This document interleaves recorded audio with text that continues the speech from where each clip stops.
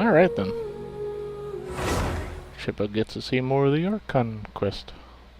Yep. What do you think of it so far? That's alright. A lot of cutscenes as per usual. Yeah, they're always talking.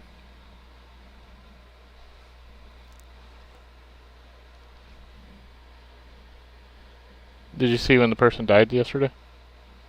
Someone died? I think I Well, fell asleep. well, about to die. I don't remember. Oh, okay. Milani has a teacher or a caretaker lady that's about to die because she had corrosion from the abyss that was corroding her innards. Did they revive her? Oh no, she's already alive. It's just the traveler took away the corrosion, but she's still like her innards are still weak from being corroded for so long. So can't you just go with the people on the abyss thing, and then get revived when she dies? Apparently not.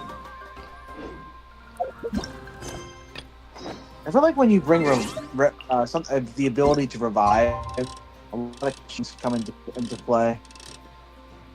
That's illegal.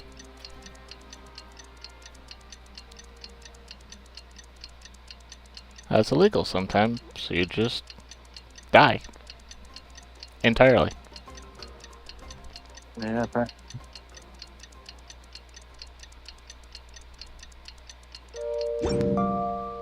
Osmanthus wine tastes the...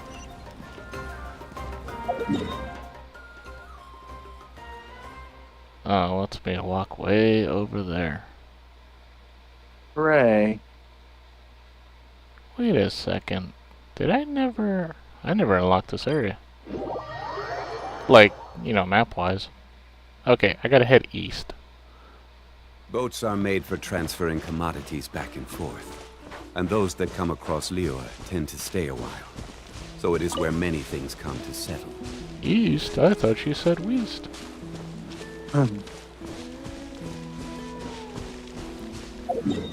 So I need to head to this thing.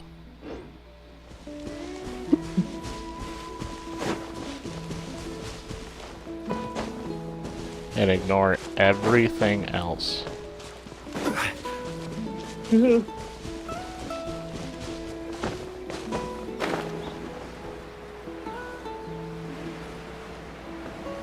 There's sharks in here too. Sharks? Yeah, there were sharks in the other place. Oh, God. Spray feather There's gill. there's water enemies in this game? Nah, they're friendly. Well, I think they're friendly. No, they'll probably bite you. The sharks are friendly? I took my words back. They probably will bite the crap out of me if I try to pet them.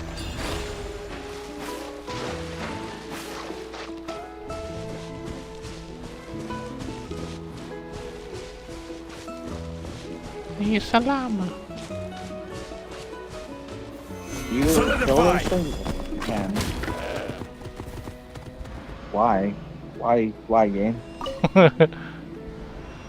I'm glad me and Shipper were thinking of the same thing. Those llamas were cute. They're pretty cute. Why is this allowed, game? There we go. So that Shippo learns what to do. Gather!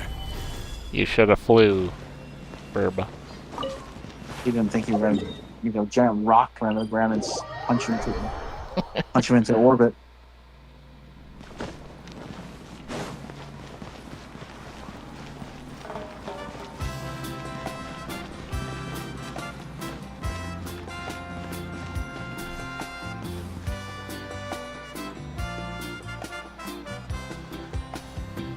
His mouth isn't even moving, he's just waving his hand in our face.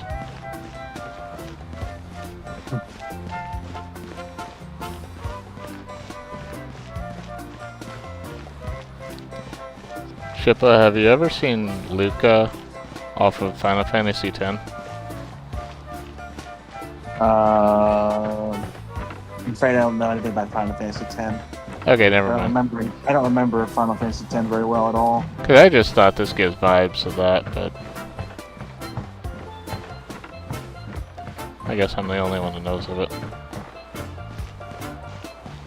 I just wanted to see if it seemed like that to you. Yeah, the only Final Fantasies I played physically were Paimon feels like a whole new 7, Paimon after those 2 12, days in the hot and I springs. played a pony The version of Abyss kind of 6. threw a wrench in our relaxation, though. Well, I did 7, 8, 10? No, 13. So I gotta go back and do 10, 10-2, and 9, because I remember those the most. And I have like all the other ones that are the new remastered versions. Every other month, the 10 and 10 to the 2 different 10 games are like on sale. Like every other month. Yeah, we already have them. Okay. I just gotta find time for all this. Still, spending time here really has felt like a vacation. The Kaholosaurs are so nice and so fun to play with. Their bellies are super bouncy. Oh, and Atea's snacks were so delicious. She gave Paimon some for the road just this morning, actually. Yelling at some kids who got caught throwing stones in the hot springs, so not much has changed since we first met her.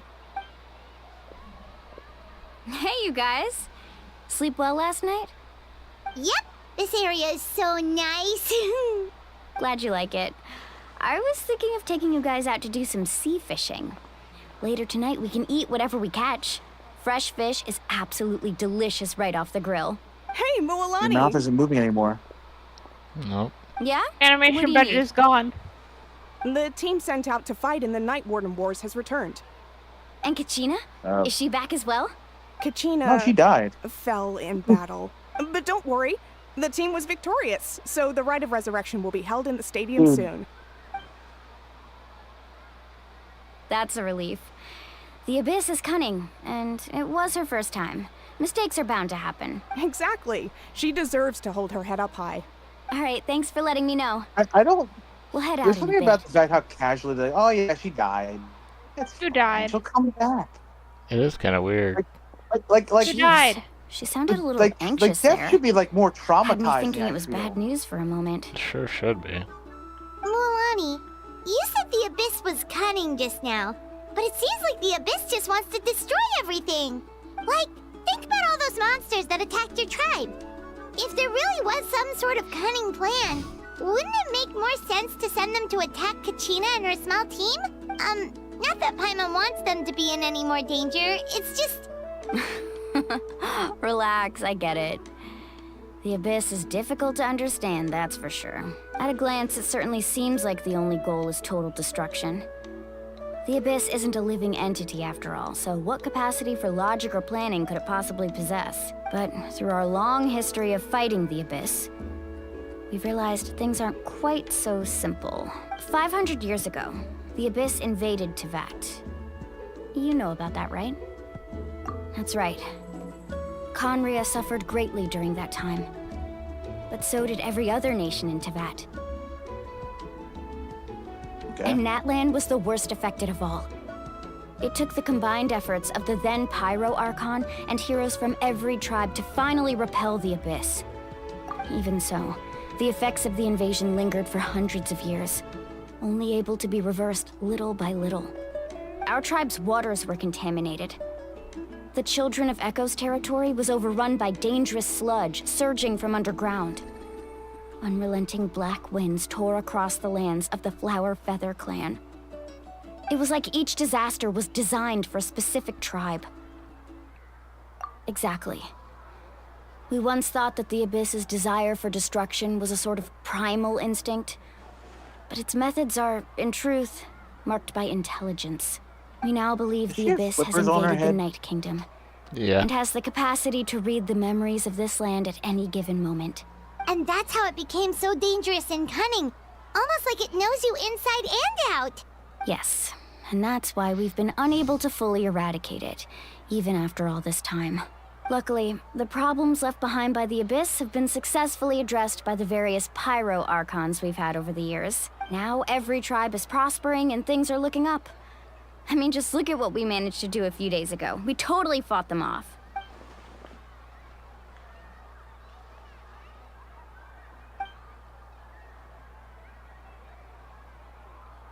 You must have had to sacrifice a lot to get to this point. Every battle, Every sacrifice is in pursuit of a future where we get to stop fighting.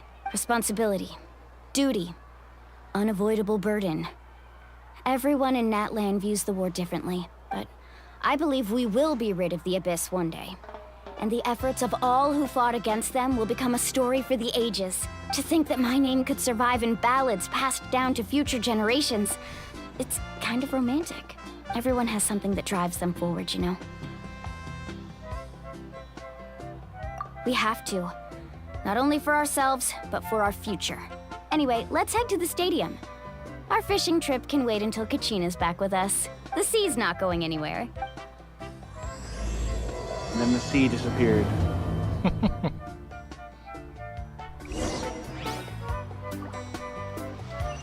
Kind of weird that you didn't go with that. The main characters didn't go with them to this thing. The game seemed like it was building up to the taking care of this little character. And like, no, she went off. She went off and died. Don't worry, she'll be back. Yeah, it was illegal though. We're not Natlan people. Yeah. Even though we've been in the Abyss areas.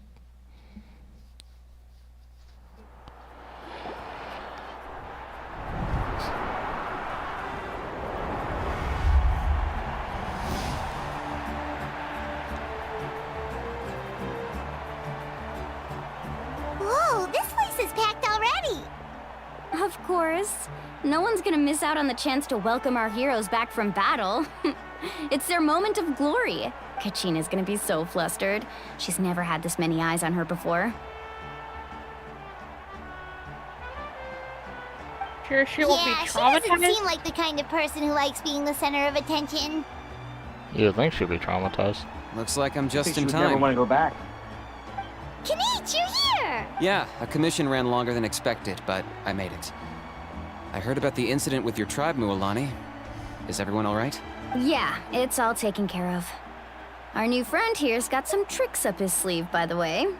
He's just as strong as Kachina made him out to be. Hey, look!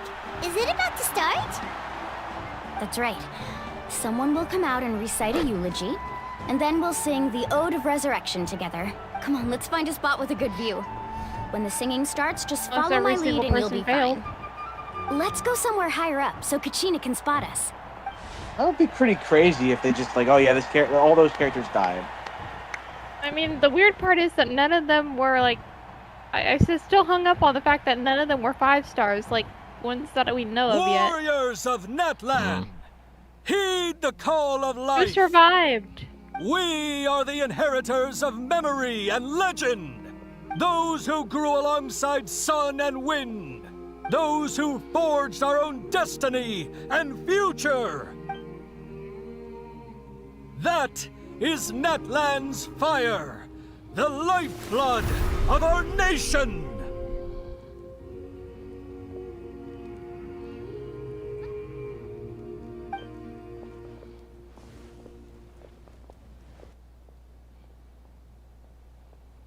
Fire icon just walked into the fire. I think she just burned herself.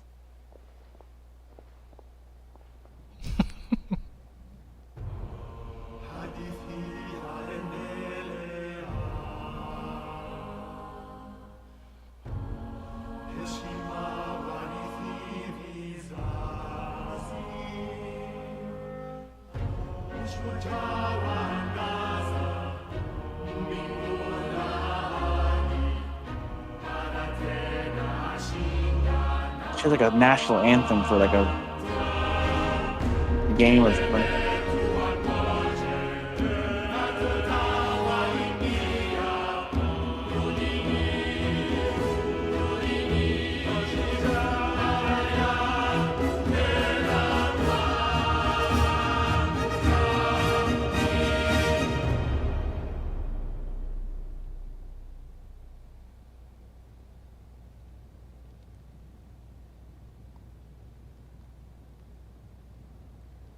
Okay.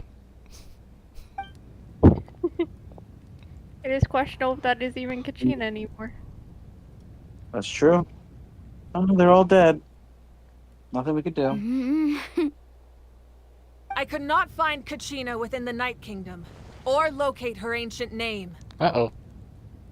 What? Well, she's gone. Oh, she's dead. What does that even mean? Usually once the ode is complete, the Pyro Archon and resurrected person will emerge from the flames. But something went wrong. What's going on? This has never happened before. Well, I think it's pretty obvious. Clearly, the team sent to fight the Abyss didn't win after all. Think about it. The Ode rekindles all victors. We witnessed it countless times. Since the Archon couldn't find Kachina in the Night Kingdom, that must mean there's more to She's this not victory than meets the eye. Hey! You just haven't gotten over the fact that Kachina beat you in the pilgrimage! Pathetic. The both of you. Your wild guesses are misplaced. We completed our mission. Maybe you did, but who's to say whether that little girl even contributed at all? Maybe she got scared and ran off. Why would the YUB recognize someone like her, even if she was on the winning team? How dare you insult a hero of Natlan like that? Kachina sacrificed herself to repel the Abyss. She doesn't deserve to be subjected to your vile rumors when she's not even here to defend herself. Calm down, Mualani. There's no point arguing with the likes of them. I can't just sit here and let them slander her like that. To insult a hero of Natlan, the person actually has to be a hero. You... Think about it, everyone. Who do you think is really at fault here? A girl who never should have even gone to war? Or the great Pyro Archon? Why would the rules of our nation suddenly stop working? That's true. If she wasn't revived, it must mean she failed to achieve victory. Maybe the YUB interpret victory in different ways? I mean, that girl didn't look all that strong to me. Dang. Kachina wouldn't have run! That's not like her at all! No, she's been waiting for this moment for too long. No matter how daunting the situation, no matter how scared she might feel, she's always the first person to stand up and face it head on. We don't even know what happened. So don't you dare try to use this as an excuse to vent your anger or slander her reputation. Fine. We'll find out what happens soon enough. Then, we'll see who truly deserves glory. That's enough. There is no doubt about today's victory, or Kachina's part in it. She is a hero worthy of our admiration and celebration. However, the failure of today's ceremony is undeniable. Kachina has not been rekindled, and I offer you all my deepest apologies as I continue to investigate this matter. To prevent further casualties, I have decided to suspend the pilgrimage until this matter is resolved. What? No one is all-knowing. No one is infallible, not even myself. But doubt is a means by which we seek the truth, not a weapon we wield against others. I didn't mean it that way, Archon. I just... If there are things you wish to clarify, then ask me directly. Doubt my answer if you wish. But now's your chance. You have concerns? State them. No, of course not. Even though I have said nothing to change your mind, then it would seem the truth never mattered to you at all. That guy doesn't even have the courage to answer the Pyro Archon's question. So much for all that glory talk earlier. I have a question, Archon. My friend Kachina. Okay. Do you have any idea where she is? It's extremely important to me. I know you said you were investigating the situation, but I'm sorry, that's not enough.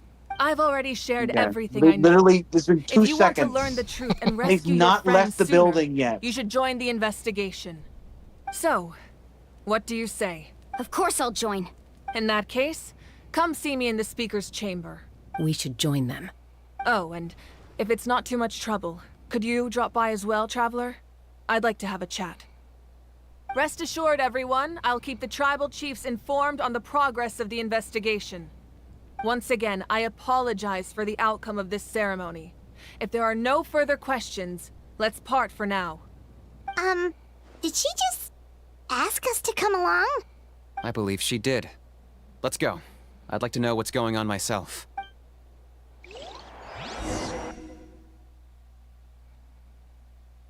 I mean, to be fair, something had to happen in this story. Hmm.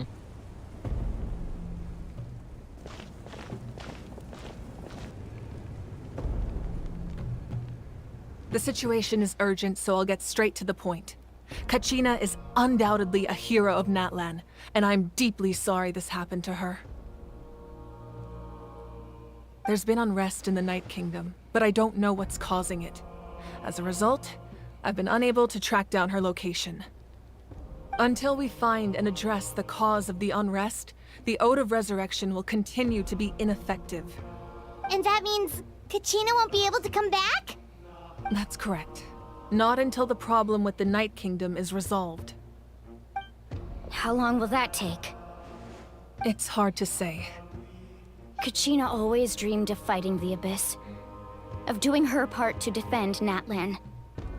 She wasn't afraid of death because she knew, if it came down to it, the Pyro Archon would be there to bring her back to life. Whenever we sat down together, exhausted from training, she would always hum the Ode of Resurrection. She was supposed to come back to us. We were supposed to hug her and celebrate with her and share her joy. We supported her every step of the way, but what are we supposed to do now? Sit peacefully and wait for her return? Lose ourselves in grief over her death? Tell me, are we her friends? Or her murderers? That's not fair. In what way would they be the murderers? I don't. Sending a child off to war in the first place. I guess. But like, Encouraging her to go off to war instead of them. Age is not an Encouraging them to go in a excuse. 5-person group instead of going with everyone. Age is not an excuse. Ever. It's all right. I understand your rage and your grief. Kachina's life means a great deal to me, Mualani. Believe me, I want to bring her back as soon as possible. I would give you that peace of mind if I could. But please, hear what I have to say so I can at least give you a broader picture of the issue we are now facing. Considering the recent attack on your tribe, I believe the Abyss has found a new means of undermining the rules of our nation. You mean... The Sacred Flame. The foundation of our resistance against the Abyss. If we continue to hold the pilgrimage and send teams to fight the Abyss, there will likely be more casualties. But if we stop altogether, the Sacred Flame will only grow weaker. The Abyss will scale up their attacks, and the tragedy we saw with the people of the Springs will only be the first of many. If we compare the two choices, the former seems to be the lesser of two evils.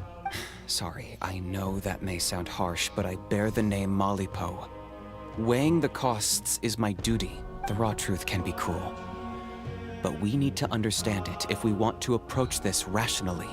But what would you say, Mualani? This is personal for you. And unlike Kanich, I dare say it's not a simple case of weighing up which course of action is less painful, is it?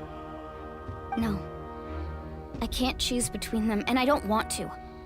Saying that one is preferable over the other is disrespectful to the people who suffered. You're saying it doesn't matter whether I suspend the pilgrimage. The consequences will be equally painful. Yes. What happened to Kachina breaks my heart. But I couldn't bring myself to sacrifice other people for her sake. And that is the crux of the problem. It's not simply a matter of choosing the lesser of two evils.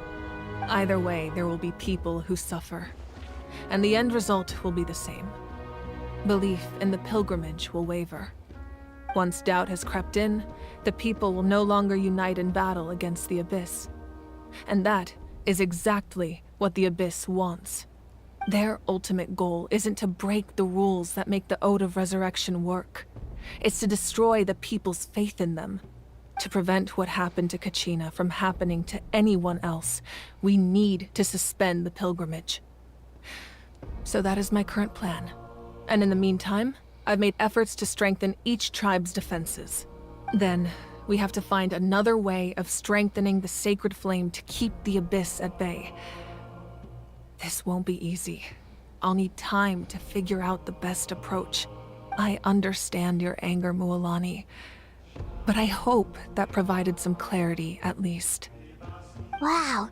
Hyman thought things were gonna get heated for a second, but the Pyro Archon took the time to explain everything so patiently. I owe you an apology, Archon. I let myself get carried away earlier, and I'm sorry. You're right. We need to focus on finding solutions. We could always hold the pilgrimage without sending a team to fight in the Night Warden Wars. That way, we would still be able to fuel the sacred flame. I've considered that, but the two events have nearly always been linked. Without the chance to fight the Abyss, pilgrimage rankings lose their prestige, and competitor numbers will drop. With fewer participants, the amount of contending fire produced will decrease, and the vicious cycle will continue indefinitely. So, essentially, the Abyss is taking Kachina hostage. You've learned about the concept of ley lines during your travels, yes? The Night Kingdom is something similar. Staying there for a short period of time shouldn't have an effect on the person. But with the Abyss in the picture, it's a different story. Your sense of self will be devoured, until eventually you become one with the Sea of Souls.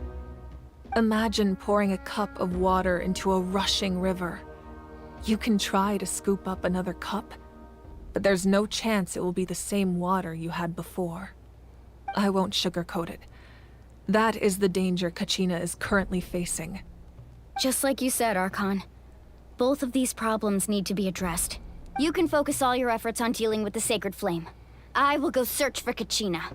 The Abyss poses the same threat to you as it does to her. It is very possible you will not return. Knowing that, do you still choose to go? Kachina's waiting for us to No. rescue her. That's all that matters. I failed to protect her during our campaign, but I can make it up to her now. I choose to go as well. Traveler? What do you think? Understood. Then I'll support you in any way I can. The Masters of the Nightwind have a technique that can extract an ancient name from the ley lines. If we can find Kachina's ancient name, I can use the link between them to pinpoint her position within the Night Kingdom. Then comes the hard part. You need to visit the Night Kingdom in person and rescue her. But isn't the Night Kingdom a land of souls? Can we even go there? Under normal circumstances, only the consciousness can enter. But there is a way to go there in person. However, know that the Night Kingdom will attempt to repel you, and the Abyss certainly won't leave you be. That's fine by me. Same here. Fighting the Abyss is nothing new for me. So, Paimon's the only one who's scared? Well, if you're going, Traveler, Paimon's going too. Sitlali of the Masters of the Nightwind once created an artifact that can be used to communicate with the Wyab. We call it the Spirit Speaker Stone. It was originally used as a ceremonial artifact wielded by the tribal chiefs. But that spiritual quality also means it can be used to search for an ancient name. That was the artifact I delivered to the Scions of the Canopy a few days ago. Didn't think I'd be hearing about it again so soon. Thank you so much for your help, everyone. Your thanks are unnecessary. I will offer you whatever aid I can, but your fellowship and courage are what will truly decide the success of this operation. Besides, you're the ones helping me. I can only focus on one thing at a time, after all. Traveler, I certainly didn't expect our first conversation to be so serious. I've heard all about your accomplishments. Ever since you arrived, I've been hoping to meet you and offer you Natlan's highest level of hospitality. Why? Why? Is that not what happened in the other nations you visited? Yeah, things were pretty complicated at the start. And, in the middle. But our reputation's solid nowadays. That's more like it. After all, I've heard you're someone who transcends fate. Perhaps even more than you can imagine. But we can talk about that some other time. Ideally, this would be the perfect night for a drink and some musical ambiance. But there are important things to be done. Oh, I almost forgot. Atea was wounded in the fight against the Abyss. She wanted us to give this to you. It embodies fond memories and my strength of will. That's what she asked us to tell you. She said you'd know what that means. I didn't think this day would come so soon. The flames of her life force. I can feel them flowing within the talisman. If things were different, the two of us could have enjoyed the hot springs together while she gave this to me in person. We're supposed to be hot spring buddies after all. But don't worry. This talisman means a great deal to me. I'll take good care of it. And once this is all over, I'll pay Atea a visit.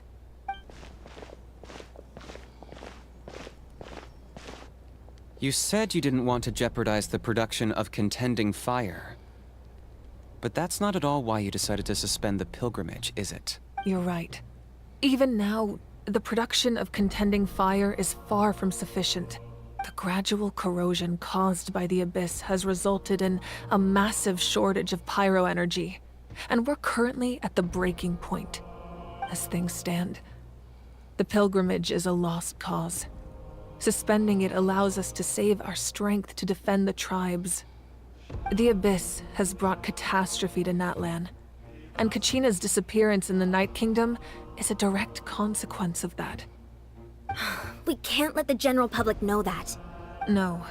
If the public learned that Natlan's destruction was close at hand, there would be immense panic.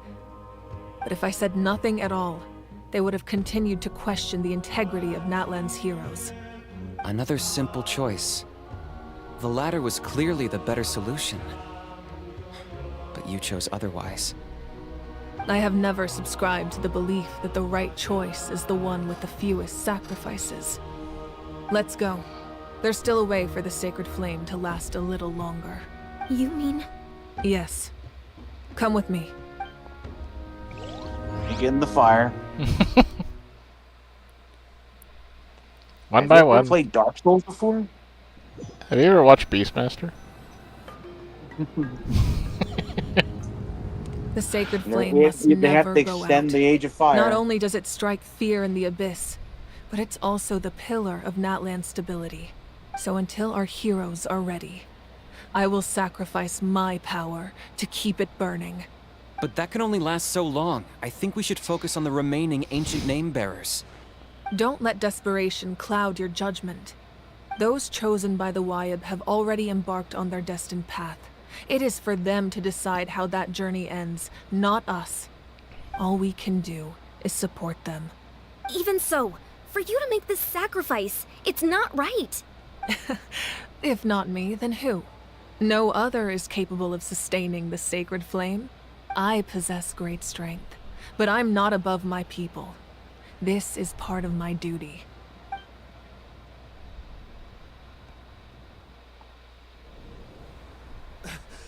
Archon, it's the Fatui!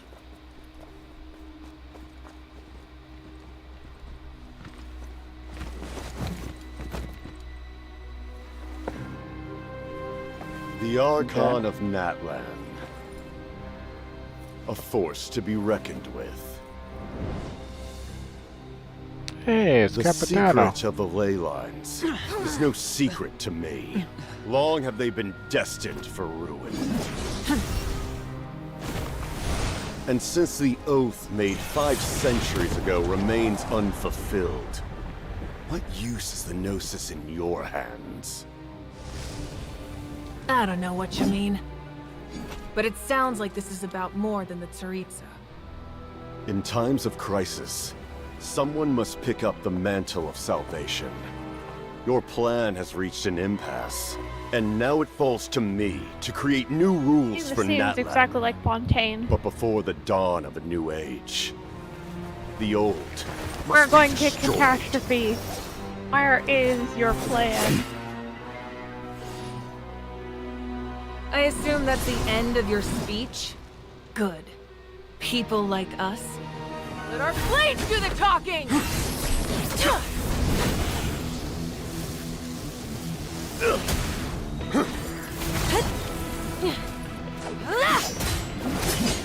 You plays El Capitan yet? No. No.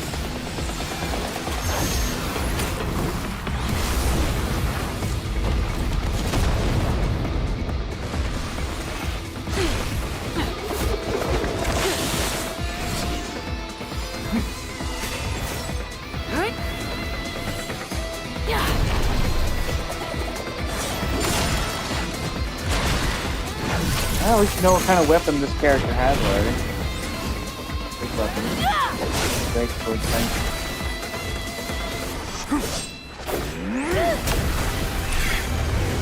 The worst weapon.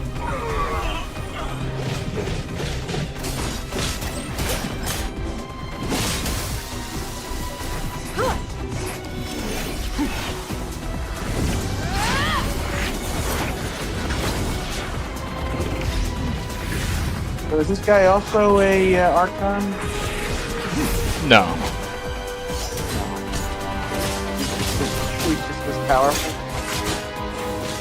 Yeah, the Harbingers are pretty powerful.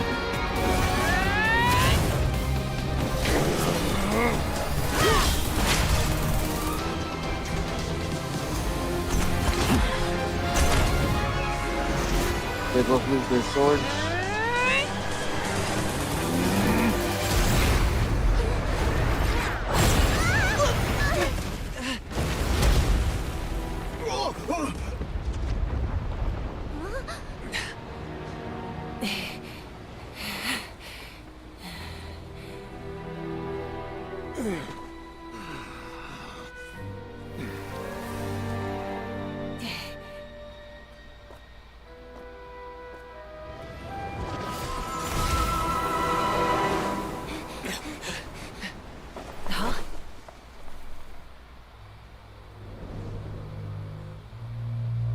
Okay, I guess he left. Masters of the Night Wind. Send word. The captain and his followers must be apprehended. Well, he just kind of strolled in, had this big fight, and then left. Yeah, his idea is probably to weaken her so that she can't do the Holy Flame, so that she is forced to hand over the Gnosis. Archon? He was a formidable opponent. Exactly what I would expect from the first of the Fatui Harbingers. I never imagined someone could match you in combat. If the Tsaritsa sent him here, why would he bring up what happened 5 centuries ago? Yeah. And how much does he know about Natlan? The Harbingers are all driven by their own personal goals. The only purpose that unites them is collecting the Gnosis. But I'm sure the captain has his own reasons for being here as well. Whatever his motive, we should shift our focus to the Fatui.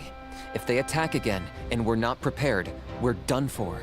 No, we're running out of time. The wound I inflicted should hold him back and weaken him for the time being.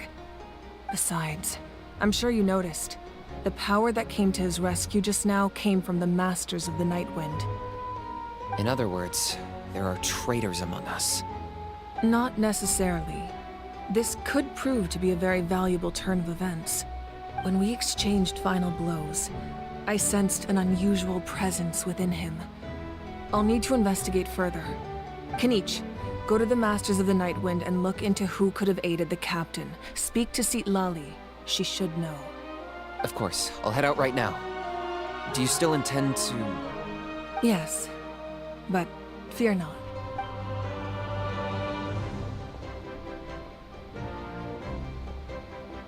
Natlan's strength has never rested solely in its Archon.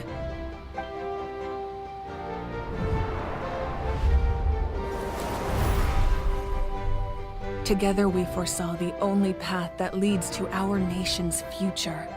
We must trust in that vision now.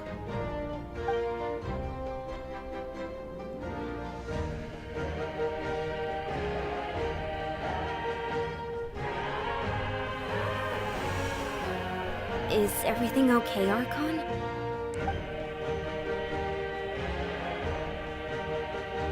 Completely fine. Just lamenting the fact that I never got a picture when I could still turn my hair into flames. Too late now. I just hope the others have a safe journey.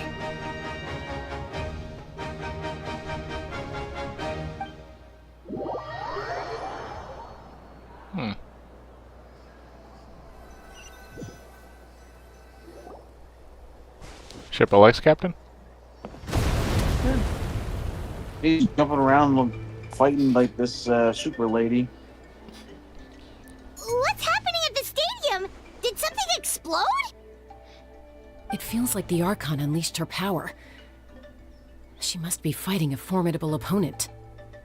Should we go back and check what's going on? Captain kind of looks like Lieutenant Lickme when he did that one video with the outfit. Have faith in the Archon. She wouldn't lose in a one-on-one confrontation. Once we find Kachina's ancient name, we'll head right back. Okay, let's just keep climbing. Paimon really hopes nothing goes wrong.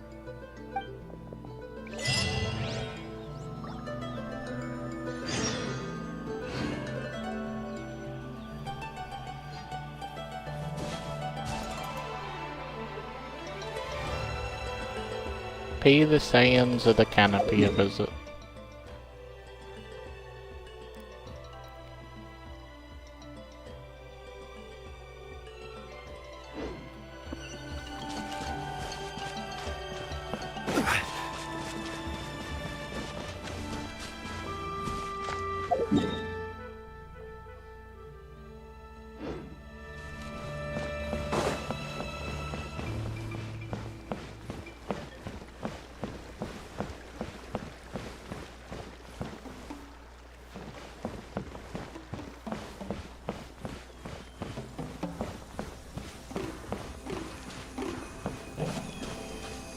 What can you tell us about the Scions of the Canopy?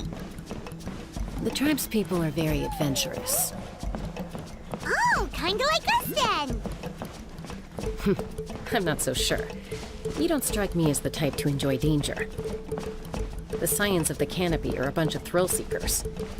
They love extreme sports like rock climbing, rappelling, volcano parkour, or even bungee jumping without a rope while a Yunkasaur stands at the edge and uses its tongue to catch them. Sound like something you'd be interested in? Okay, that does sound different from our usual adventures. Paimon's not doing any of that. She can just cheer you on from the sidelines.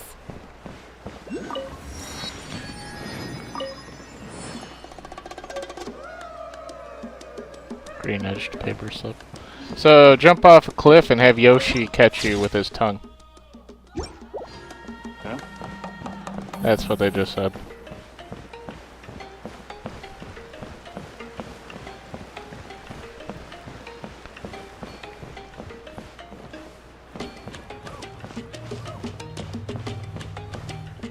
That's Wyna, the tribal chief.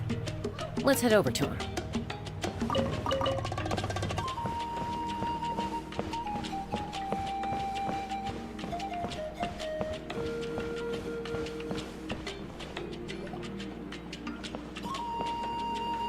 Chaska. Nice to see you again, Wyna. I'm afraid we don't have time for pleasantries, so I'll get right to it. We're here for the Spirit Speaker Stone. Whoa, hold on a second. At least tell me why you need it first. My friend Kachina is trapped within the Night Kingdom. We need the stone to find her ancient name and rescue her. Rescue her? From the Night Kingdom? That's right. I'm sorry, but someone needs to tell you what you don't want to hear. Going there, a mature warrior would never make such a foolish decision. The nature of battle is unpredictable. You never know how it's going to end. Losing a friend is tragic, but when that happens, the best thing you can do is focus on how to prevent further casualties. I appreciate what you're trying to say, Chief Wyna. But if the price of maturity is abandoning a friend in need, I'll choose foolishness any day. I thought you might say that. Is something wrong, Wyna? This doesn't seem like you. Life isn't complete without taking risks. That's always been your mantra. It's nothing. The Night Kingdom is a dangerous place. Can't blame me for checking if you were up to the task. If you're that determined, far be it from me to stop you. Here's the stone. Keep it safe, okay?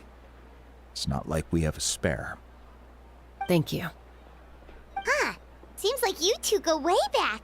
But aren't you from the Flower Feather Clan, Chaska? Oh, Chaska's a peacekeeper, so she's famous throughout the tribes. She's always the one people call to resolve conflicts, so we slowly got to know each other that way. Her younger sister Quichi's always hanging around our tribe, too. She's helped us out a lot in the past. Oh, you have a younger sister? Yes. I'll introduce you to her sometime. Koichi is kind of a weird name. But let's get back to in business. the next raffle. Wayna, how do When we the use next the 5-star stone? characters come out. As you probably know, your intended destination is completely different from the real world. The Night I'm Kingdom is just like a kidding, joke. river flowing They with had big more concepts. characters for the next. And the ancient name you set. seek is like a tiny Oh, but fish Flutters swimming knows all about it. downstream. I don't know. In that sense, Flutter can tell you. the stone is like a fishing boat drifting Sure, he down knows the all the river. characters that are coming out But from the this boat season. alone isn't enough. You need a fisherman, a little while experienced forward. enough to steer it in the right direction. We couldn't do that ourselves? With a little practice, I'm sure you could. You have the strength and the talent. If you want to make sure this works, though, I could recommend someone to you. Who? Vichama, a legendary warrior and scout from our tribe. He's got a keen eye and a well-honed intuition. Even his ancient name means to seek. If you're fishing for a name, you're gonna want him on the boat. Vichama? Why does that name sound familiar? He's one of Auntie Atea's hot spring buddies. I've heard stories about him. Where can we find him? Ever since Malco passed, he spends most of his time gazing out at the scenery from the cliff tops. Follow the path that way, and I'm sure you'll find him. Yeah, I like that music.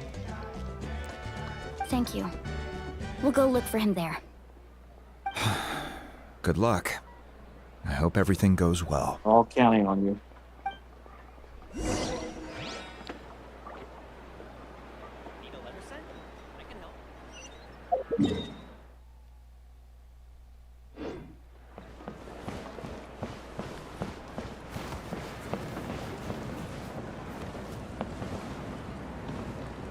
What is it, like way up there?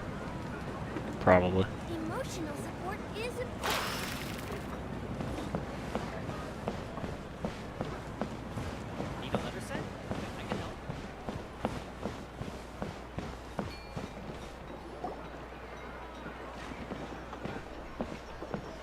someone admiring the scenery from the cliff tops.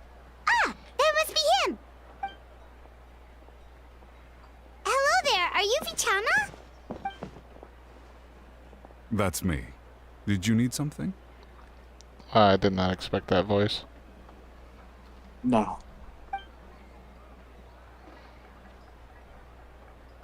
That's the voice I would expect that one of the elders would have had. You're saying you can bring someone back Yeah. from the Night Kingdom? How is that even possible? No, if you really think about it, anything's possible in that kind of place. But that would mean...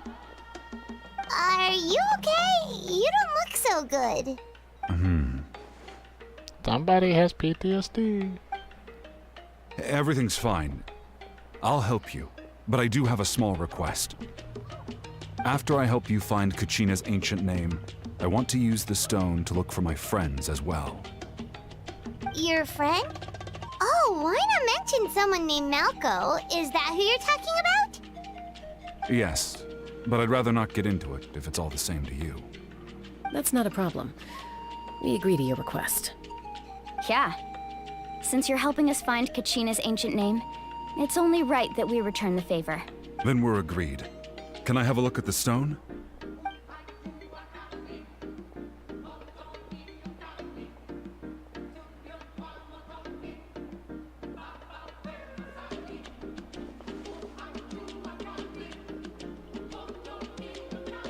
Just grabs the stone and just runs off with it. I see. From what I can tell, it functions almost like an abyssal pylon. Both connect the Night Kingdom to the living world. Once the connection is established, the abyss will come surging through the opening like a predator honing in on the scent of blood. So we have to be sure not to use it in a tribal settlement. You mean right here? Wow, you got all that just from looking at it? We need to call the tribal chief over to make sure it opened. Is it open yet? I just picked up on the basics, really. I still have no idea why it works. You said someone named Lali invented this. They must be a genius. I'll go find an open area and start setting things up. In the meantime, I need you to get 2 things for me. We'll go right away. What do you need? A tombstone and a prayer book. First, I'll need some hook ropes. Pretty much every store around here carries them, so no need to go anywhere special. Oh, and I need to build a net out of them, so make sure you get a good amount. Wait, are you saying you're going to use a real net to catch Kachina's ancient name? How does that work when one's tangible and one's not? By creating something tangible in our world, like a net, we can create a connection to a corresponding concept in the Night Kingdom. Basically, I'm going to use the concept of a net to catch something equally intangible, an ancient name. Okay. Oh, I see. What about the second Sure, thing whatever. you needed? Right. I need two chunks of obsidian. Once we bring the ancient names into our world, we'll need a place to store them. Normally, you can only get obsidian from the Children of Echoes, but I heard there's a traveling merchant from that tribe around here somewhere, so maybe you can try your luck there. Gotcha! Alright, let's split up. See that clearing? Let's meet over there when you're done. Oh, and you can send someone with me if you want. In case you're worried I might take the stone for myself. Did you just point to the sky and say that was a clearing? Sure. What do you think, it's a clear Shaska? sky. Meet me in the sky. Just points directly upward. There's no need. Lena spoke highly of you. That means... I appreciate it, even though that doesn't mean much to me anymore. Anyway, it'll take some time to set everything up, so no need to rush. I'll see you in a bit.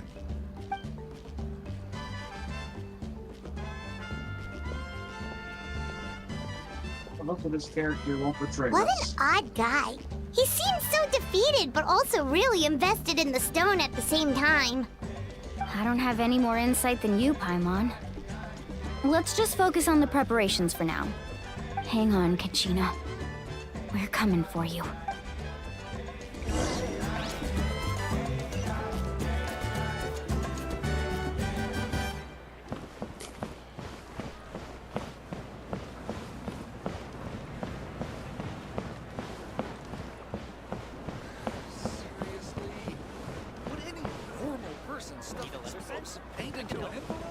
Huh.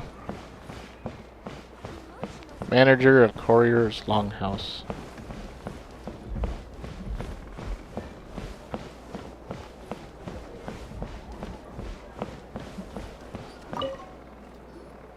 Hello.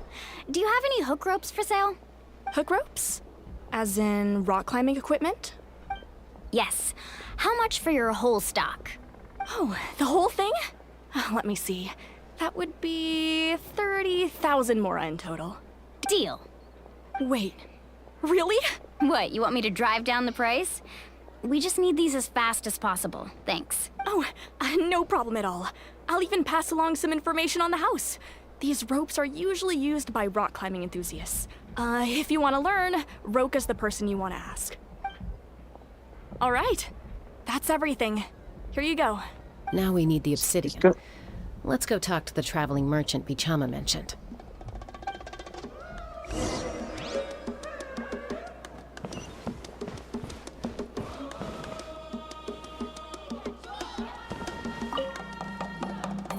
Excuse me, do you sell obsidian?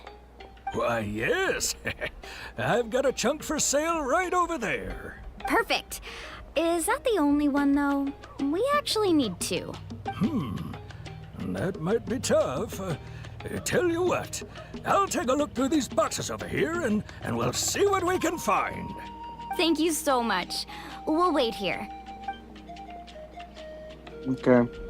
Cutscene over. Relax. Now you have to wait 2 Everything days. is going according to plan. I know, it's just... I could tell Vichama feels the same way about his friend that I do about Kachina. I hope this chunk of obsidian isn't the only one. Kachina always carries all sorts of shiny stones with her. If I was the one trapped in the Night Kingdom, she'd have a whole pile of obsidian ready in a heartbeat. Well, would you look at that? I did bring an extra. Here you go, young lady. How does it look? Perfect! Thank you. How much do I owe you? If you hadn't shown up, these stones would have just sat here collecting dust. I'll take 3,000 mora for both. Here you go. By the way, I heard you mention Vichama just now. You running an errand for him then? How's he doing? Malco's been gone for 5 years now. It's about time he started to move forward. Do you know what happened between them? I heard about it in passing while I was out drinking one night, but I don't know all the details. Bichama and Malco grew up together, and even made a name for themselves together. Malco was an amazing fighter, capable of knocking out multiple opponents in a single hit, while Vichama excelled at scouting and analyzing the battlefield. 5 years ago, they both emerged triumphant in the pilgrimage and were placed on the same team to fight the Abyss. But on the eve of battle, the Abyss launched an attack on their tribe, and Bichama suffered an injury to his leg while attempting to rescue someone. Then what happened? The team agreed that he couldn't fight the Abyss in his condition. Bichama didn't argue. He knew going to the front lines with an injured leg would make him a burden in battle. So they raised the issue with the Pyro Archon, and she agreed to let him stay behind. It's just... Malco and the others ended up facing hordes of abyssal monsters in numbers that far exceeded anyone's expectations. The team made an error in judgment, and they fell to the onslaught. Vichama went into a deep depression after that. He blames himself for everything. Oh, you're not wrong. But it's possible he chooses to blame himself. Not because he did something wrong, but because he wasn't able to do anything at all. I've tried convincing him to move forward, to stop dwelling on the past. But the shadow of Malco's death hangs over him still. The Abyss has caused so much suffering, and some wounds never heal. I wish there was something he could do to make himself feel better. But anyway, that's the gist of it. Maybe you could help him talk things through sometime. I would really appreciate it.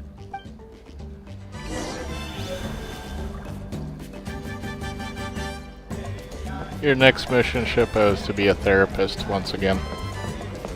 I should probably point out that you're getting 2 obsidian. He's going to try to bring his friend back. Oh.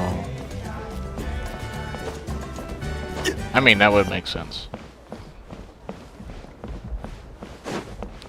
Like, there's no reason for 2 if you're only going in there for 1 person. So obviously he's trying to bring his friend back. Or he's trying to bring his multiple friends back and not bring your character back. I mean, it is a good opportunity to do such a thing. Yep.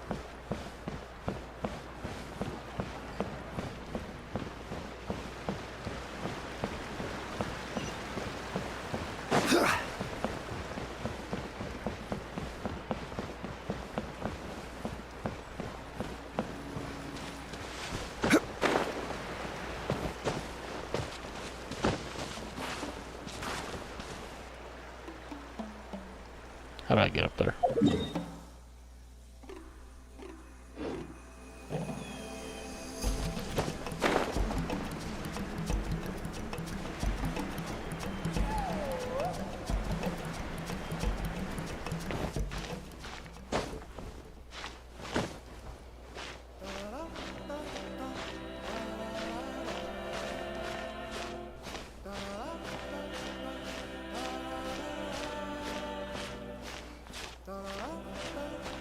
Some weird music.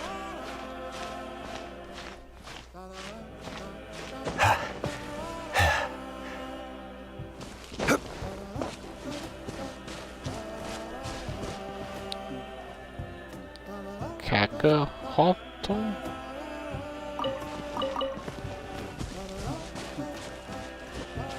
I already had some. Interesting. Did you get everything? Yep, it's all here. When do we start? I've made all the necessary adjustments, so we're good to go. As agreed, I'll help you find Kachina's ancient name, and then you return the favor. Go ahead. Oh. After Malco fell, I scoured the battlefield to see what happened. It turned out he wasn't bested by some impossibly powerful foe. He was dragged to his grave by the sheer number of enemies. If I had been there, I would have been able to sense the danger. I could have warned them not to advance. I've always blamed myself for what happened. But when you told me about Kachina, I realized there's a chance Malco might also be alive, fighting for survival in the Night Kingdom. But that happened several years ago, right? The Pyro Archon said all life within the Night Kingdom eventually becomes one with the Sea of Souls. There might not be much hope, but I still have to try. Malco and I promised each other, even if we never managed to root out the Abyss for good, we would fight together until the end. All right, let's get to it. I'll start searching for the conceptualized version of Kachina's ancient name. If you see any fragments scattered around the area, please collect them.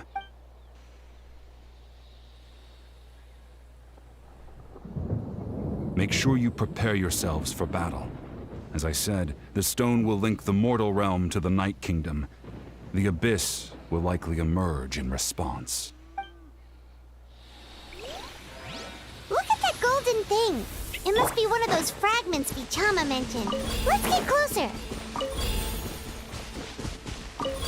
Familiar. Collect the fragments.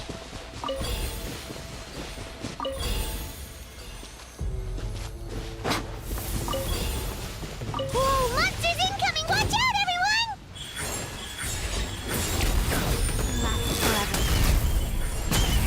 Right now. This is order. Shine down! This may hurt a little. Share my knowledge. Torn to oblivion!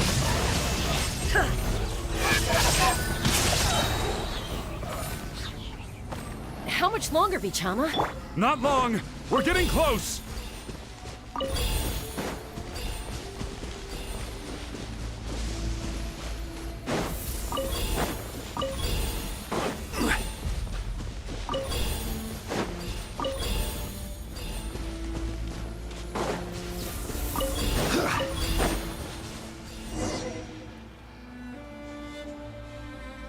Vichama!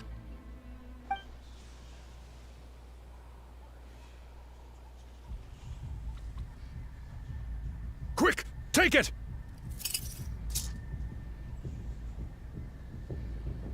I found Kachina's ancient name. Hang in there, Malco. Just a little longer. Something's not right. The power of the Abyss is getting stronger. Yeah? The Abyss is corroding his body. Vichama, you can't keep going. You'll die. I should have died 5 years ago. I just need a little more time. Please, I'm almost there. Thank you.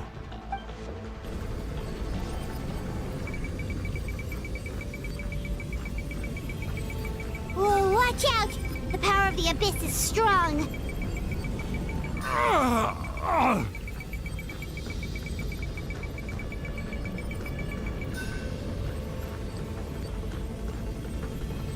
This power. Hanging in there? Malco. No! Why can't I find him? Why? We can't wait any longer. Pull him away from the stone, Mualani. I already tried, but the power of the Abyss has him in a chokehold. It's like he's tied to the stone with an invisible rope.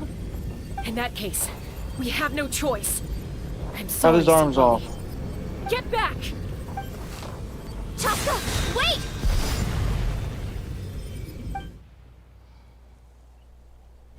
Ouch! What happened just now? It looked like the Spirit Speaker's stone was... The stone's power was spiraling out of control. The only way to stop it was to destroy it. You were all caught in the shockwave of the explosion. You might feel dizzy for a while, but that's normal. Give us a heads up next time, will you? You're lucky we managed to dodge it in time. She did. I thought I said to get back. Yeah, barely a second before you made it go poof. Not everyone has your reflexes, Chaska. We were this close to getting dragged into the explosion. Okay, I'll be more careful next time. At least Kachina's ancient name is still in one piece. Wait, where's Vichama? Vichama! Vichama! I couldn't find Malco's ancient name. It must be completely gone by now. Once your ancient name disappears, there's no coming back. From the very beginning, I knew there was a slim chance, but still.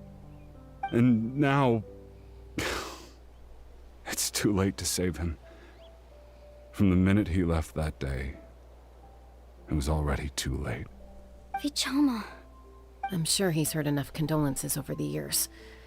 Let's just give him some space. Huh? What's that in your hands, Vichama? It looks like something's glowing. Huh? This is... My name. How did my name get here?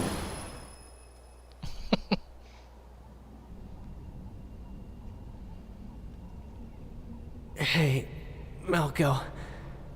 Got any strength left? Not enough to swing a sword, but to say a few last words? Sure. Too bad. No one will get to hear them. I never thought I'd actually die on this mission. Not that I'm afraid to die. It's just... hard. Thinking about my mom's face when she hears the news. Guess I have something to be thankful for then. My parents died a long time ago. They won't have to mourn me.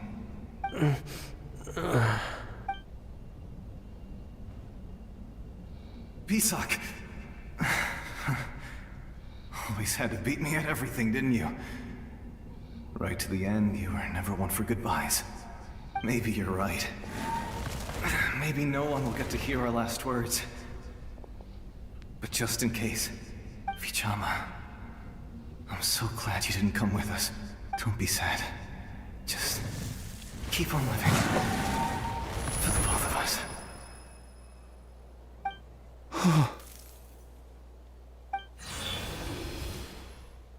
Oh, that sucks. Was that a memory? Dang. Seems like we were able to salvage something after all.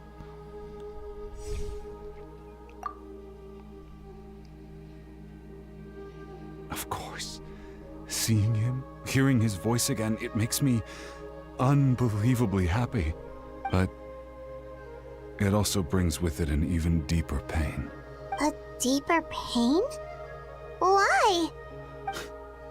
Malco was always the type to put on a brave face.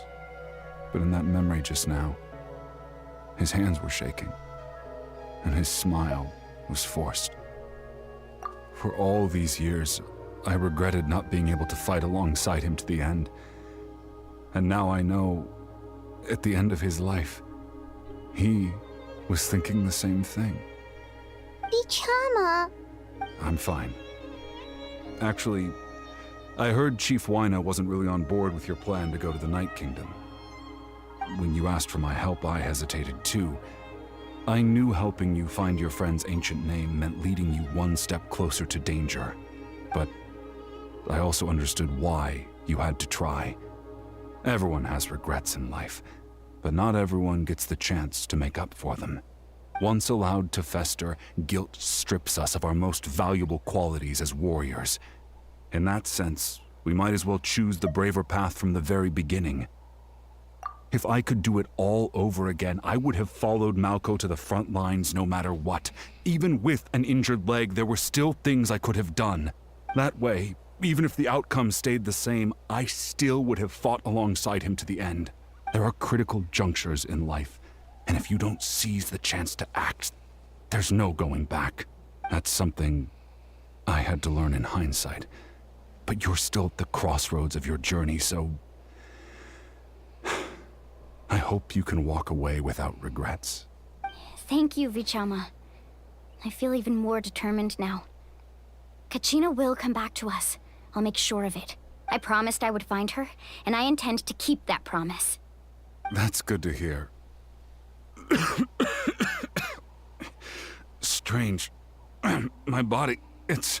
Once abyssal corrosion enters the body, a portion will fuse itself to your internal organs. Even though the Traveler possesses powers of purification, the corrosion can never be fully eradicated. Thanks to him, though, you were only briefly exposed. Slowing your breathing and controlling your emotions should help you keep the symptoms in check.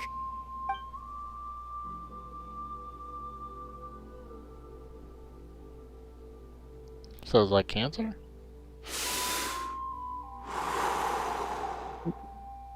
Huh. That does make me feel better. You seem very knowledgeable about all this. I mean, I thought Traveler could take the entire amount of it away, but I guess not. Just speaking from experience, that's all.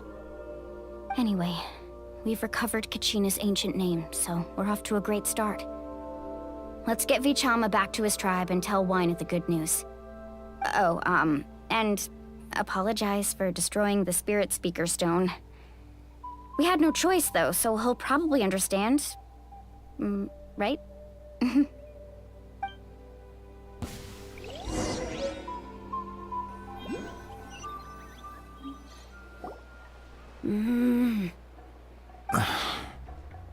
Koichi, are you really gonna just stand there like that? I don't know what you want from me. I think you know exactly what I'm trying to say, Uncle Wyna. I can hear it in your voice. Honestly, it's just one thing after another with you two. They're back. Koichi? What are you doing here? Don't play dumb with your own sister. You know exactly why I'm here. My apologies, everyone. I just need to borrow Chaska for a few minutes. You come with me.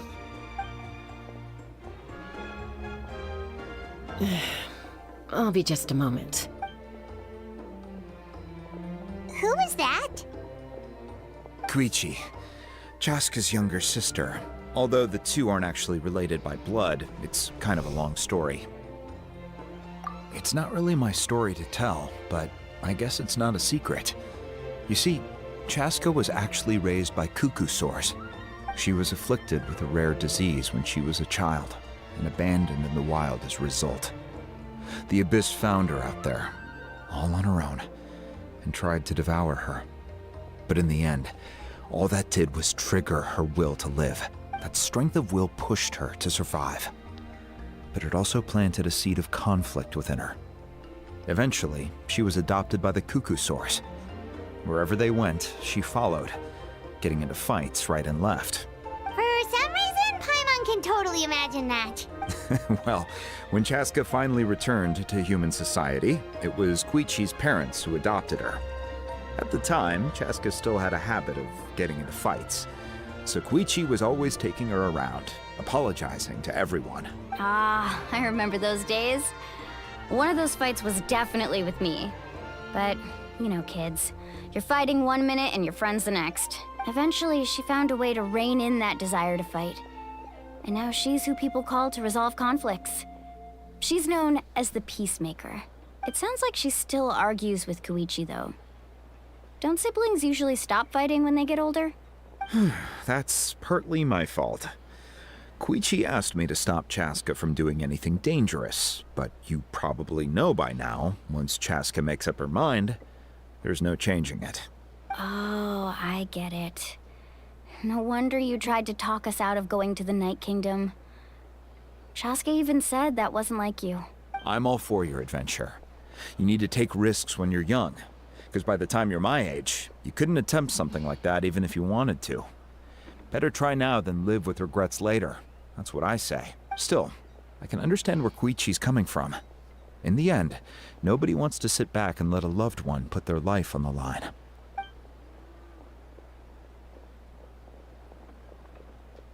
All right, it's just the two of us now.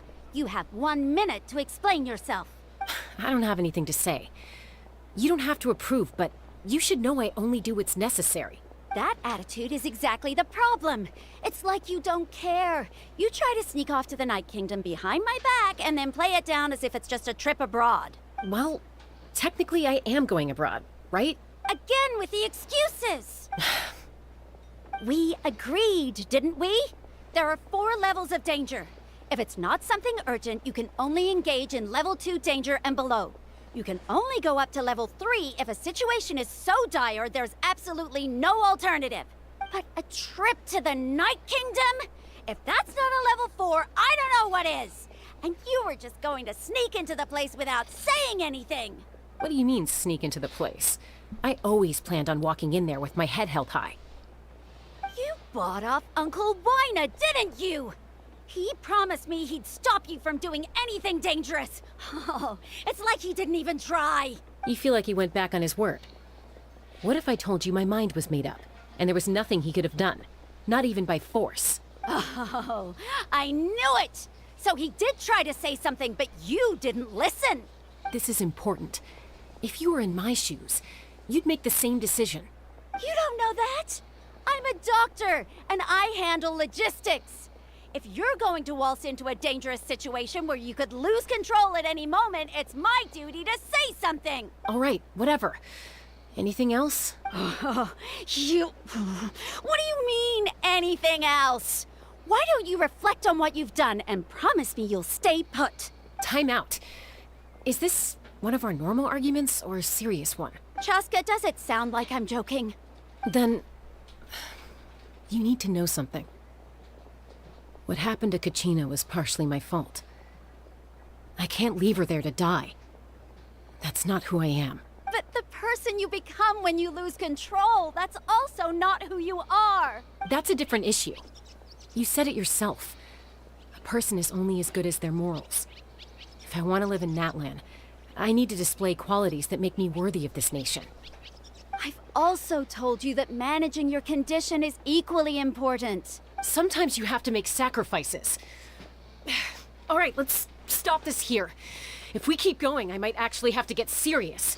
And I think Wina prefers his roof attached to his house. Is that a threat? That sounds like a threat to me. Koichi! Younger sisters are supposed to listen to their elders. So, you're really going to go, no matter what I say? I'm supposed to be your sister. Then support me. I'll be back. All you have to do is wait. Chaska. So, that's it. Why'd you have to turn out to be so darn annoying?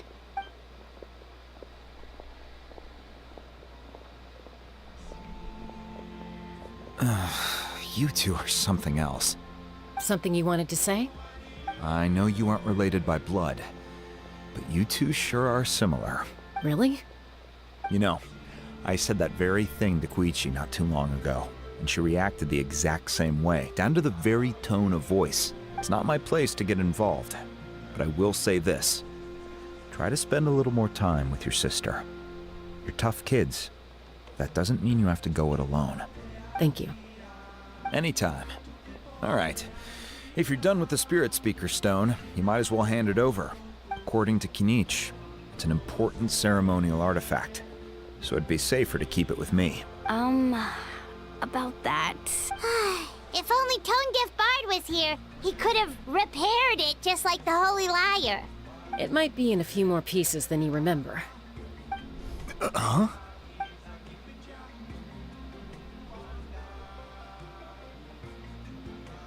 I see. Sounds like it was an urgent situation. If someone's life was on the line, then you had no choice. Still, Citlali's going to be a nightmare to deal with now that you've broken her stuff. I'll explain everything to her later. Stay safe out there in the Night Kingdom, okay? I'll wait here for your safe return.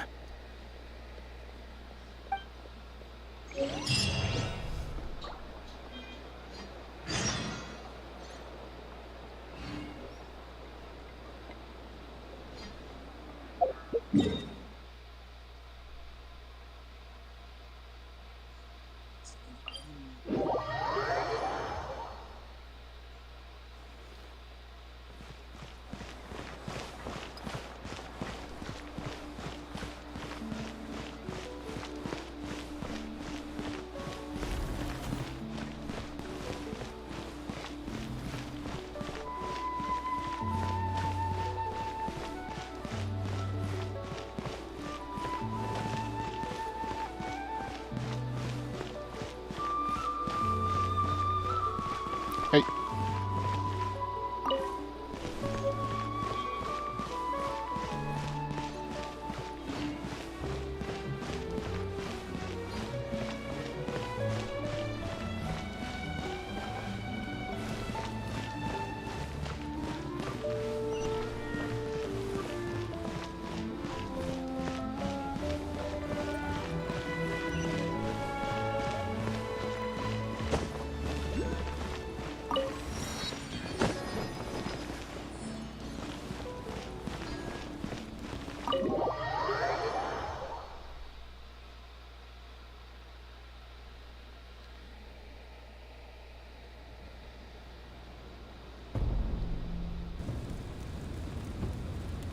We're back! We found Kachina's ancient name, too! Well, it's fairly complicated. Let me give you the condensed version. The Fatui again? We can't go anywhere without them causing trouble. But what if the Fatui finds out you've lost your power? Won't they try to take advantage of the situation? That's why it has to be our little secret. No one else can know, or we're asking for trouble. Look, I wish I could offer you some sort of consolation, but I won't lie to you. With multiple factions closing in, there's nothing comforting about the situation we're facing. Still, all you need to do is focus on your goal. You can leave the complicated matters to me. I can also step in on the Pyro Archon's behalf. There's a limit to what I can accomplish, but I'll help you however I can. There's no need to be so modest, Dion-san. Your incredible strength has long been a well-known fact. You're the pride of your tribe. Archon, I'm sorry about before. You have so much on your plate, so much that you have to worry about. But all I could do was focus on my own feelings. You have nothing to be sorry about. We all get overwhelmed by our emotions, myself included. Your reaction to Kachina's disappearance, I understand that feeling very well. Well, now that we have Kachina's ancient name, let's go track her down. Follow me.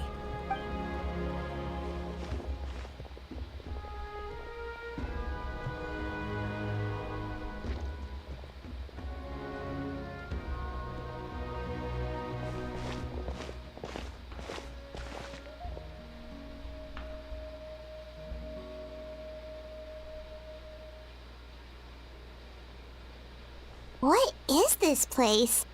Hey, isn't that Atea's talisman? Good eye. This is where I store all the various mementos I've collected. Whoa. I've never seen this place before. There's so many things in here. It looks like there are items from every tribe. Collecting them must have taken a lot of effort. I suppose you could think of it as a hobby of sorts. In Natlan, everyone grows up listening to the stories of heroes, and physical items do a far better job of preserving those stories than our own memory. Now, I still have some preparations to make for the ceremony, so feel free to take a look around in the meantime. If you're curious about an item, I'm more than willing to tell you about its origins. All right, we'll have a look.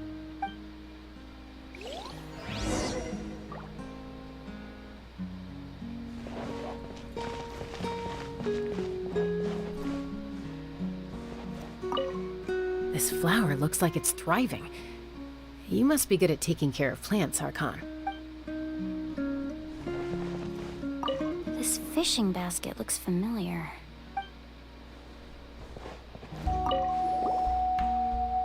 Hey, there's a fishing rod here. It must have belonged to the people of the springs. That's right. It belongs to a legendary fisherman named Matavaru. I have his entire set of fishing equipment, actually. He and I met in a tavern. He told me about a particular kind of giant fish and his meticulous plan to catch it.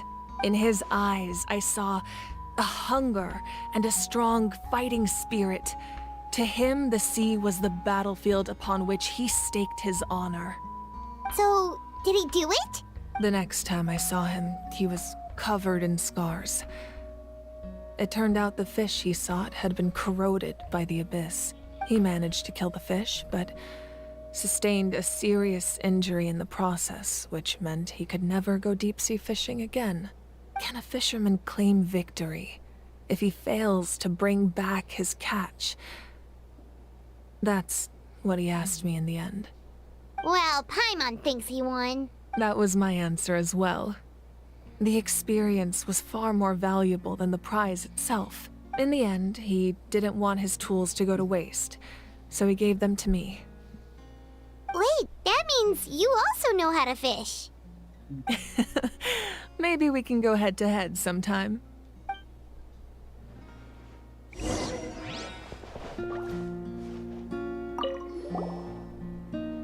This is Atea's talisman. I'm sure you're familiar with this one already. Atea was rarely ever without it.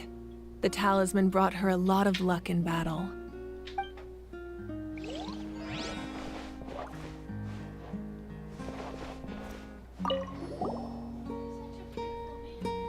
There are so many jars and potions around here. Do they have anything to do with alchemy? No, those belong to the Masters of the Nightwind. They're ceremonial tools used to amplify the ability to communicate with the Night Kingdom and the Wayab. Yamaya is an expert in this field, and she taught me a lot. Even though she appears stoic and serious, she actually has a keen sense of humor. The tools you see here are quite traditional. Her students found them outdated, so she passed them on to me. The contents of the jars aren't all that special. Oh, except the big jar in the middle. That's what she really wanted to give me. Ooh, must be something really cool. What's inside? Grape juice. Huh? It's quite tasty, although probably expired by now. Yeah, you can give it to a Furbit.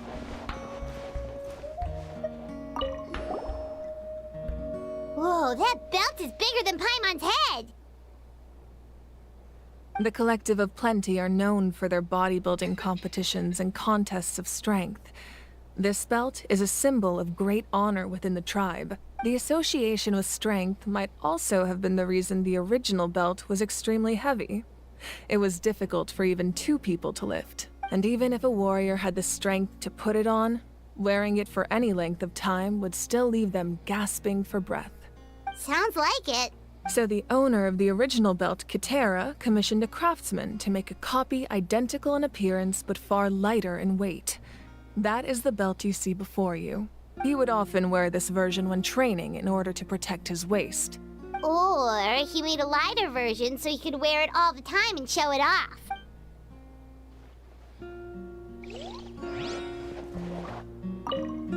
Make sure to handle everything with care. This cup, for example, it's heavier than it looks.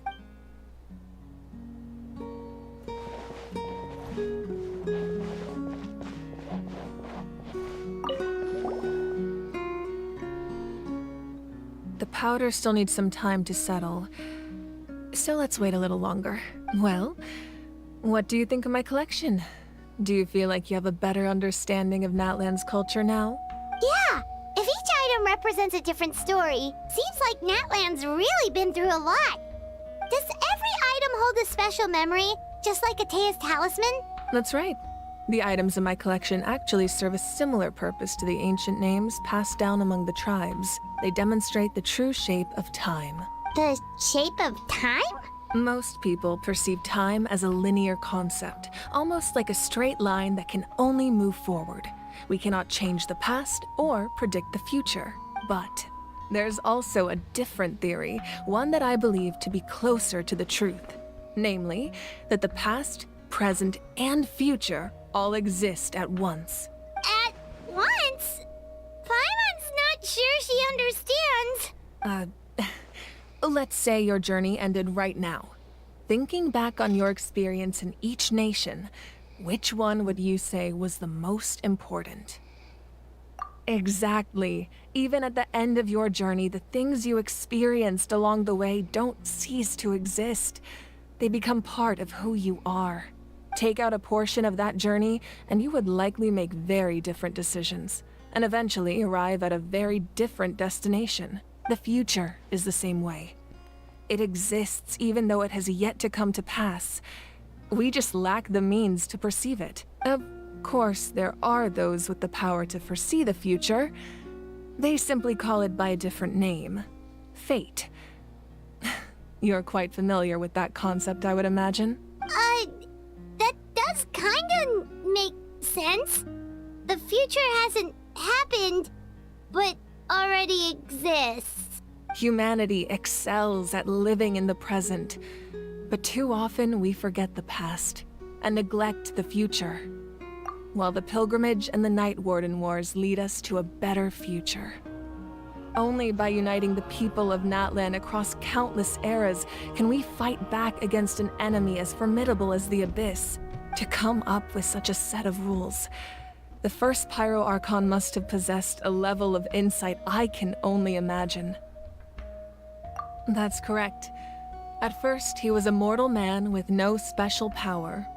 After he ascended to the Divine Throne, he used it to borrow power from the heavens and establish the rules of Natlan, namely a framework through which ordinary people can ascend to Archonhood. By holding the pilgrimage, we're able to determine the strongest among us, and when that person ascends to the Divine Throne, their inner flame will awaken. In addition, the sacred flame will grant them significant knowledge and memory of this land. After all, that's how I came to know everything I just told you. So, it all comes down to the power of the Divine Throne and the rules. Wait, is that a family portrait? Yes, that's my mother, father, younger sister, and the little saurians we raised. I turned a piece of my dad's leather armor into a canvas and commissioned a famous artist to paint our likeness. Your sister is so cute! It looks like the two of you are really close. Paimon was having a hard time thinking of an Archon as an ordinary person, but seeing this portrait, it kind of makes sense now. It really doesn't look like there was anything special about you before. Oh, wait, is Paimon allowed to say that? A little late for that question, don't you think? Sorry! Paimon's so sorry! Paimon's mouth works faster than her brain sometimes. It's all right. I'd never get upset over something like that. No matter what others may say, my past is a precious part of my identity. I'm forever proud of the life I used to lead. Becoming the Archon doesn't mean you sever ties with your family. The position just comes with a lot of responsibilities, so it impacts how often you get to see them. My father made the most delicious stew, so my sister would often bring me a large pot of his cooking, and he would sit on a blanket and eat it together. One time, we didn't close the door securely, and the saurians you were raising ran into the room and knocked over the entire pot. My sister immediately burst into tears. The two troublemakers were going for the meat, but when they saw my sister's distress, they froze on the spot. I still remember the way they laid there, sulking like a pair of children, even after making such a mess. It was frustrating, but in the end, all I could do was comfort my sister and move on. Wow. Isn't that what being a family is all about? I think about that story a lot, actually. As the Archon, I made a vow to defend this nation, and experiences like that, they remind me exactly what I'm trying to protect. Well, what happened after that? This portrait looks pretty old. Your sister must be all grown up by now, right? I believe she ended up working as an architect and artist. She built many houses and crafted many beautiful works of art. Anyway, that's enough about me. Now that the powder is settled, we can begin. Ian-san, Mulani, Chaska, over here, please. Place the ancient name up there, and then we'll begin.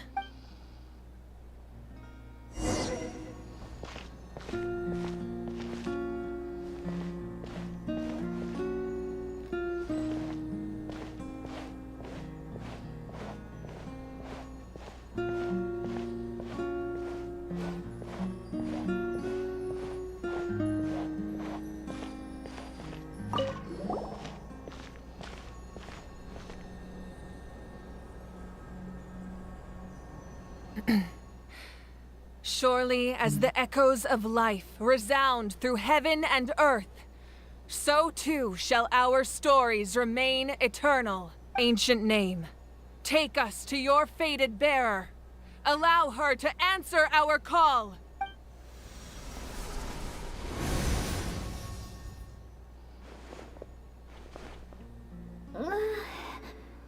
Am I hallucinating again? Kachina! Are you okay? Huh? I'm not seeing things, am I? Is the Abyss playing tricks on me again? It's okay, Kachina. It's just us. We're trying to find a way to bring you back. Everyone, you have to listen to me. I've been investigating the Night Kingdom this entire time, and I figured out what's wrong. The Y-Up is being affected by the Abyss. I was waiting for the Y-Up to send me back, but then this really strong monster came in and almost killed me. The Y-Up saved me, even though its power is weakening. So I've been hiding from the monsters while trying to find a way to help. The Night Kingdom has become a huge mess, though. I keep hearing these awful sounds and seeing really horrible things. Don't listen to those sounds, Kachina. The Abyss is trying to strip you of your sanity. All you need to do is stay safe and wait for us. We'll be there shortly. It's okay. I feel so much better now that I've had the chance to talk to you guys. You don't need to worry about me. I've never been strong or special at all, really. So I don't blame anyone for forgetting about me or leaving me behind. Just knowing you care is more than enough. I'll find a way back. You don't have to put yourselves in danger to come rescue me. Dang. You're always like this, Kachina. Now's not the time to act tough. We're coming for you, and that's final. I don't know what lies the Abyss has been feeding you, but I'll tell you something right now. Nobody here sees you as a burden. You're a victor of the Night Warden Wars, a hero of Natlan. All you need to do is wait for us to rescue you, and you'll get all the applause and recognition you deserve. I'm really scared. Everything's so dark and creepy here. And I want to go home. Still, I don't want you to put yourselves in danger because of me. I don't want to hold anyone back ever again. All you need to do is place your trust in us, just like you always have. No one fights alone. We're not leaving you behind. Not ever. Yeah, we're so close. We can't call it quits now. Thank you. Be careful. Looks like we've lost contact. Now comes the most dangerous part. You have to traverse the Night Kingdom in your physical form. This entrance to the Night Kingdom was left behind after an abyssal invasion. Even a brief amount of time inside could expose you to corrosion. I know. I'm prepared for that possibility. All right, then I wish you all the best. I'll tell Koichi to be ready just in case. She's very experienced in dealing with abyssal corruption. That face you just made. Don't tell me you two got into another argument. No, I just feel bad for creating more work for her. I'll go with them too, Archon. The more people, the stronger the party. Thank you so much for your help, everyone. It really means a lot that you're willing to brave these dangers with me. And there's no time to lose, so let's get going. Now that I've lost my power, I won't be able to provide much practical support. But I can still keep an eye on the situation from here. Eon-san, I know it's unlikely, but if you encounter a situation you can't handle... That won't happen. I hope not.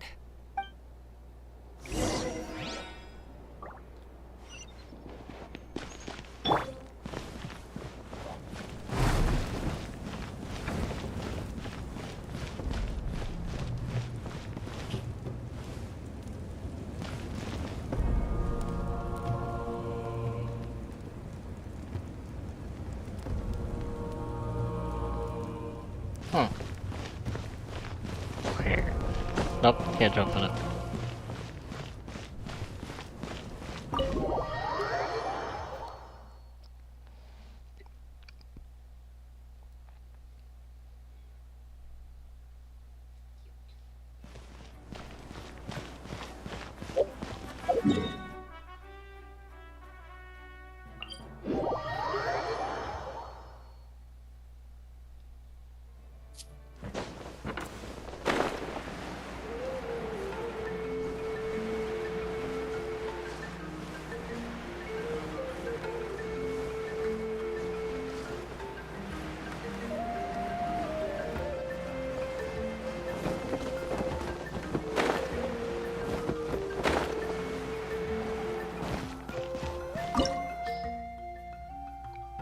Remnants of the secret source. Soul path to the Night Kingdom.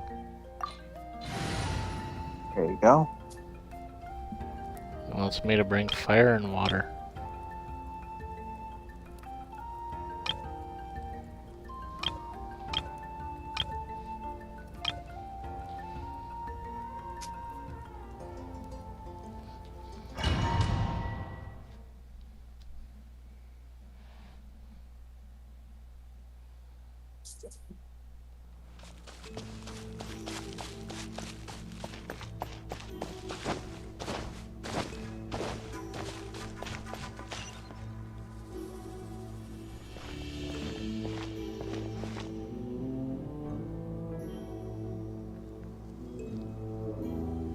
So we're underneath Natland right now?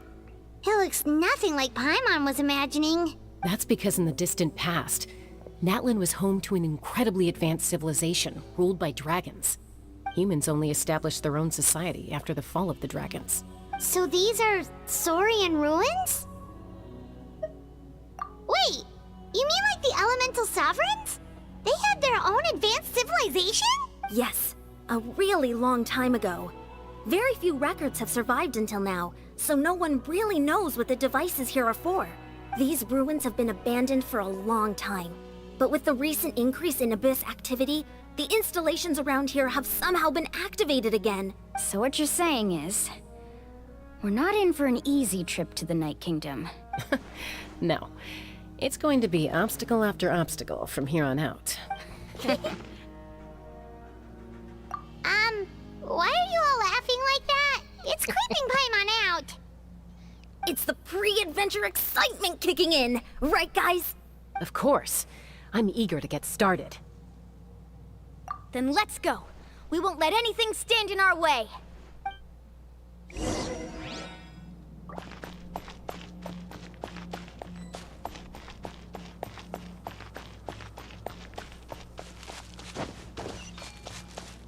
Seems like the road ends here. How should we get across? As a professional trainer, I think you could stand to build up your endurance, Paimon. Professional trainer? Paimon thought you were a warrior from the Collective of Planning. Well, that goes without saying. But I actually work as a sports coach. I provide professional guidance for many of Natland's popular sports. And I don't just mean physical training. I design nutrition plans as well. Ah, so basically no sugar, no soft drinks, no grilled meat. Yeah, we'll be here all day if you list them out one by one. It's much faster to just focus on what's good for you. Such as? Vegetable juice. Want some? You know, Ian-san, Paimon feels like the two of us might not see eye to eye.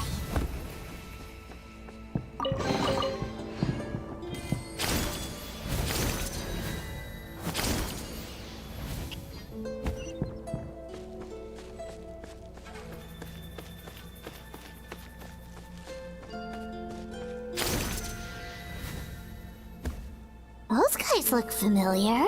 We've fought them before. Let's go. Show no mercy.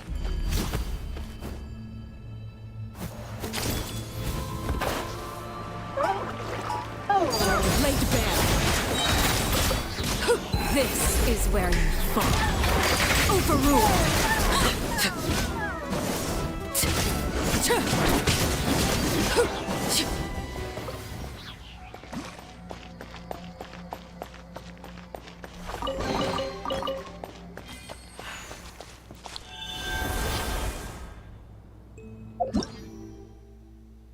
Alright, so it's forcing me to use every single one of these Phlogiston creatures.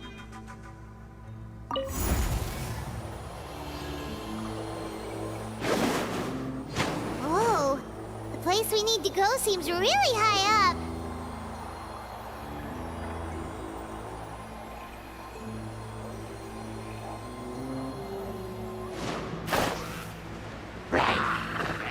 Laid bare.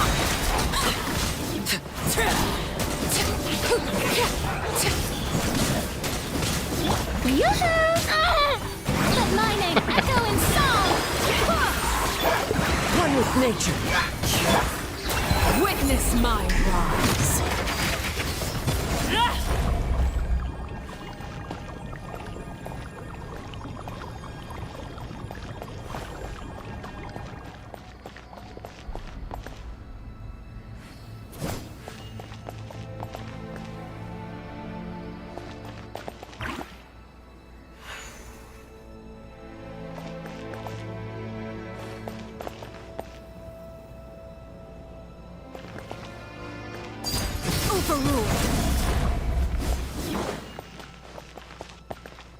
Okay.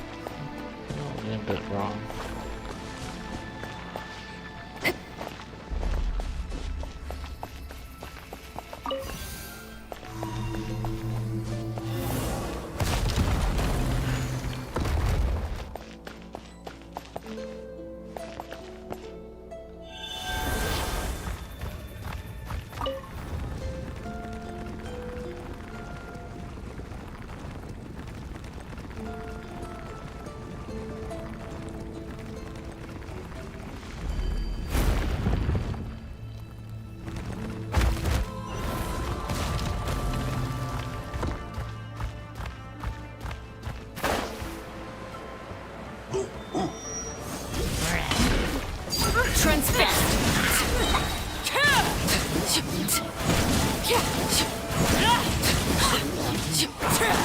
Everlasting as the moon, laid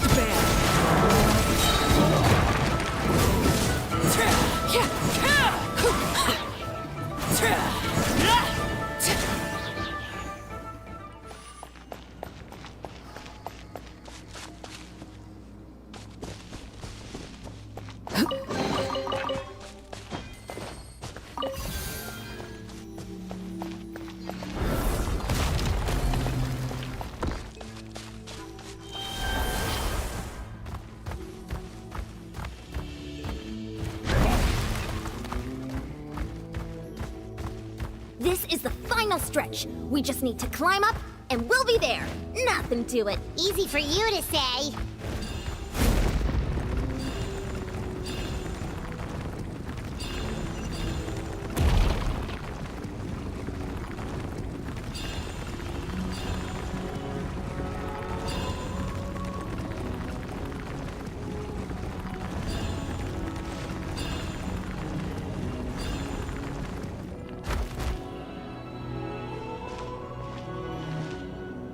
This must be the entrance the Pyro Archon told us about. The one ripped open by the Abyss. Yes. There's something in the depths of this place that feels familiar, yet also foreign. We actually have to go in there? Okay, Paimon just needs to psych herself up. Don't push her through before she's ready.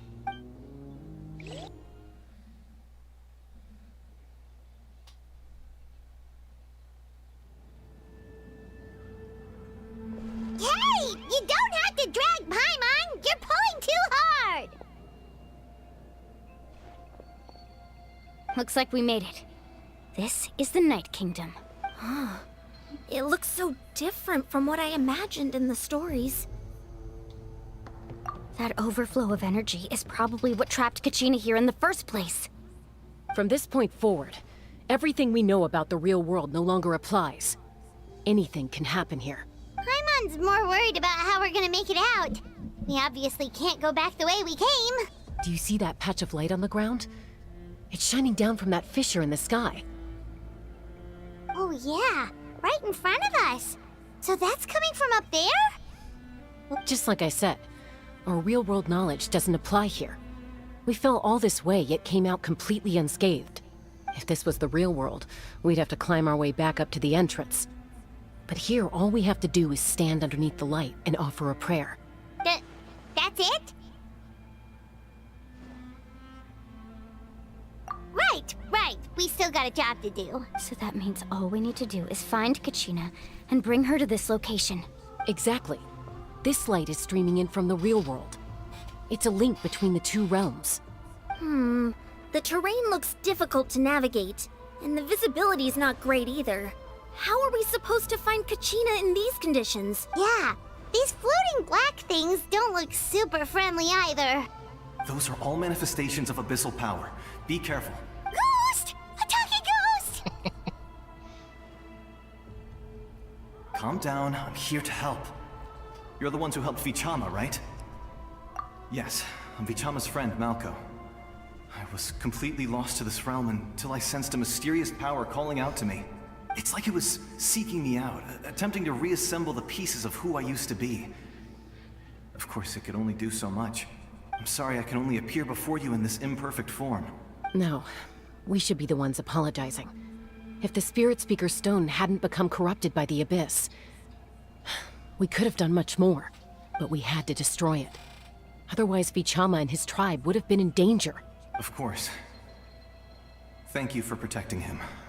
I never imagined that, even after all these years, he'd still take such a risk for me. Under the power of the stone, it felt like our souls were connected. Turns out even our regrets were exactly the same. Whether in triumph or death, you want your best friend by your side. Exactly. That may not be in the cards for us, but it's not too late for you. You're looking for a young girl from the Children of Echoes, right? She's being chased by an embodiment of abyssal power. I'd like to help her while I'm still in this form, so follow me. Be careful. This place has been severely corroded by the Abyss. Paimon didn't realize it had gotten this bad. It's like a seething volcano ready to engulf our world at any moment.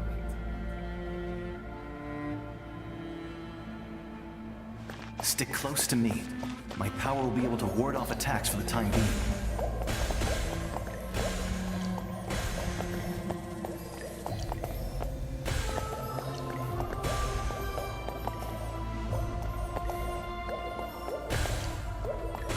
We won't be able to keep this up. Let's try another route. This way.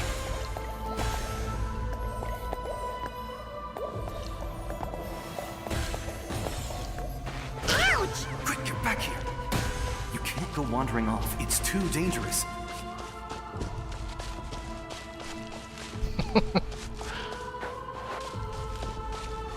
Not good. More monsters. We shouldn't waste our time on them.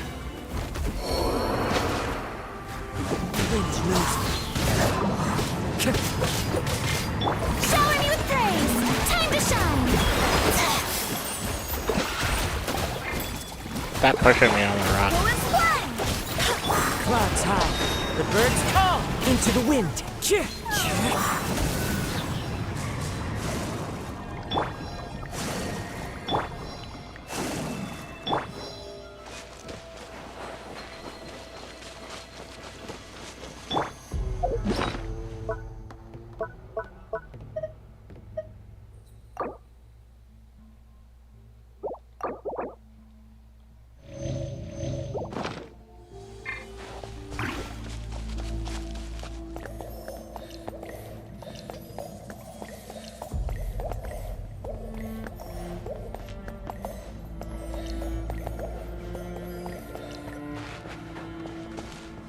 Oh, Paimon can't see anything!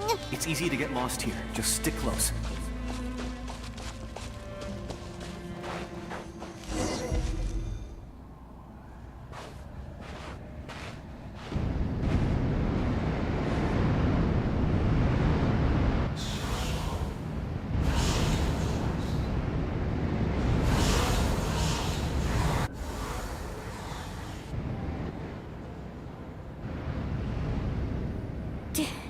Did you hear that? What? Never mind. It was probably just my imagination.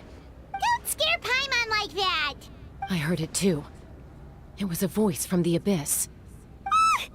What did it say? Doesn't matter. It certainly doesn't harbor good intentions.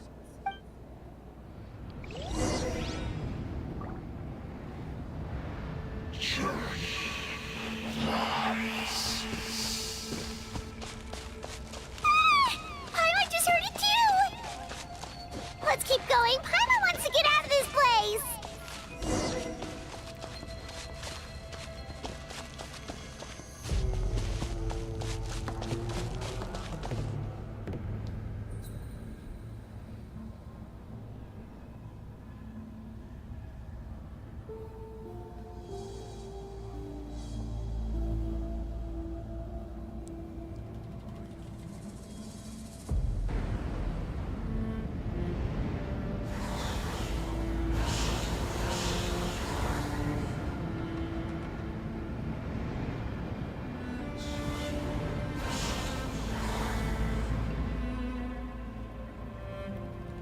We're here, Kachina! Oh, honey? You made it! Looks like our reunion will have to wait until we take care of these monsters. Good idea. Let's go! Here goes! Huh?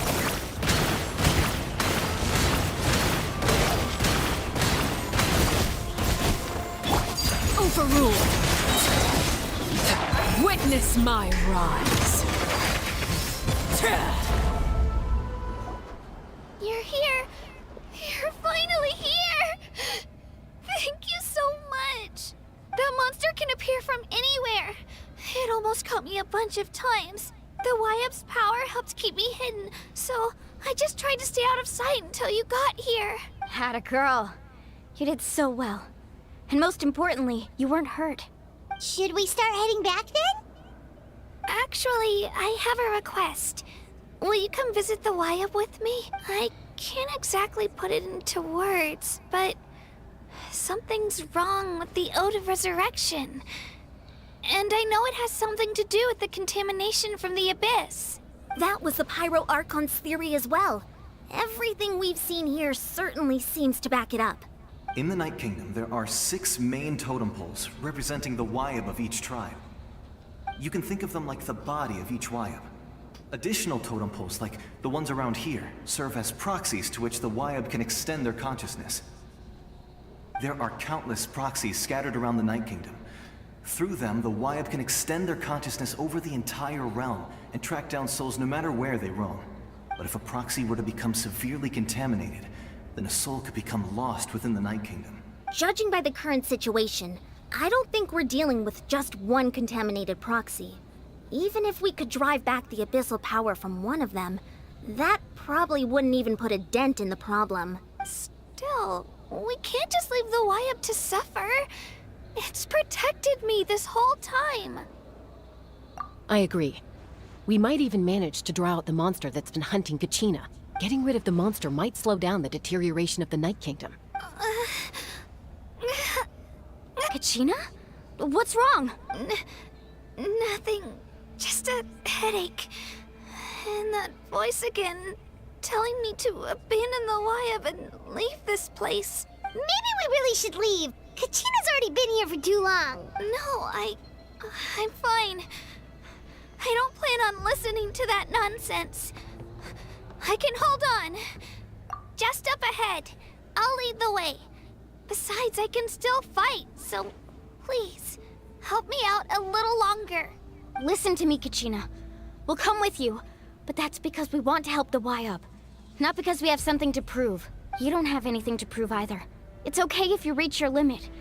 We'll be there for you. All right. The sooner we get this done, the better. We've already come all this way, so we might as well try to get to the bottom of this. Let's go. This way. I'll stay here and try to stall the Abyss monster. All by yourself? That's too dangerous. It's all right. I may not be as strong as that monster, but I'm definitely more familiar with the area. Besides, I don't have much time left. If you're anything like my friend, I'm sure you're not particularly fond of goodbyes. So go. Achieve your goal, and return to the world where you belong. Thank you for everything. You're a true hero. Thank you. No one fights alone.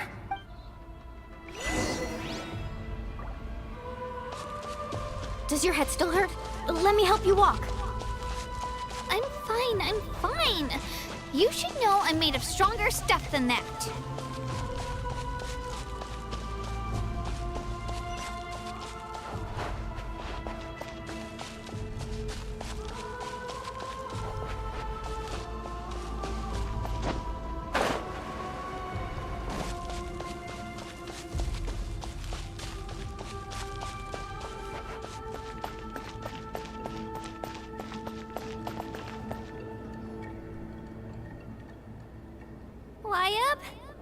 Y-Up, I'm back. My friends and I are here to heal you. Y-Up, can you hear me? Y-Up? So we were right. The contamination is already too severe. It's preventing the Y-Up from answering our calls. All right, get ready, everyone. Time to purge the abyssal energy from this place. Careful. We've got company. Already? You really think that puny soul could slow me down? Courage in the face of futility is pure folly. He tried to get in my way, so I disposed of him. You killed Malcolm? He would have dispersed with or without me. Rather than worrying about him, I would urge you to focus on yourself. You may have defeated others of my kind in the past, but underestimate me now, and it will be to your peril. No, the power of the Abyss is intoxicating. The destruction it seeks captivates like a masterful work of art. I strive only for the opportunity to see it up close. I thought this naive little girl was an exception, but it turns out humanity is full of lambs willing to offer themselves up to the slaughter. That is the tragedy of your short lives. You understand nothing of all-encompassing power. Ancient names, pride, friendship, all empty ideas invented to give you a false sense of self-worth. They possess no power at all. The Pyro Archon created those grandiose ideals out of pure selfishness. Anything to avoid sharing power. Anything to avoid handing over the primordial gift to ordinary people like you. Don't believe me? Then ask yourself, why is the Pyro Archon strong beyond measure, while you, Kachina, remain so pathetically weak? Kachina! Give me your hand.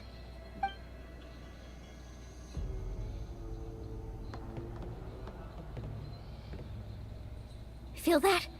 I'm right here next to you. Thanks, Moalani. You're right. I have nothing to fear, because I'm not alone anymore.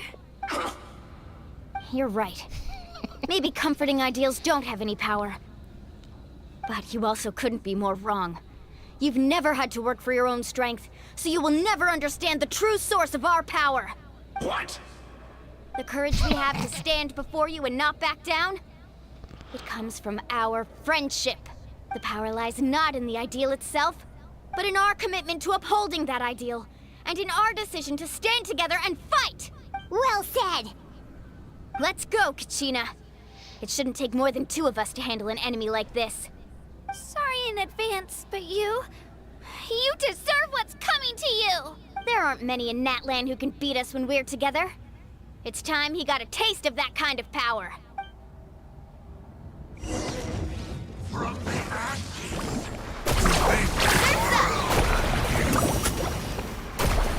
Check this out! Best of luck! Right here! How brightly burn the ground! Clear the area! Get faster! A glimpse of the future.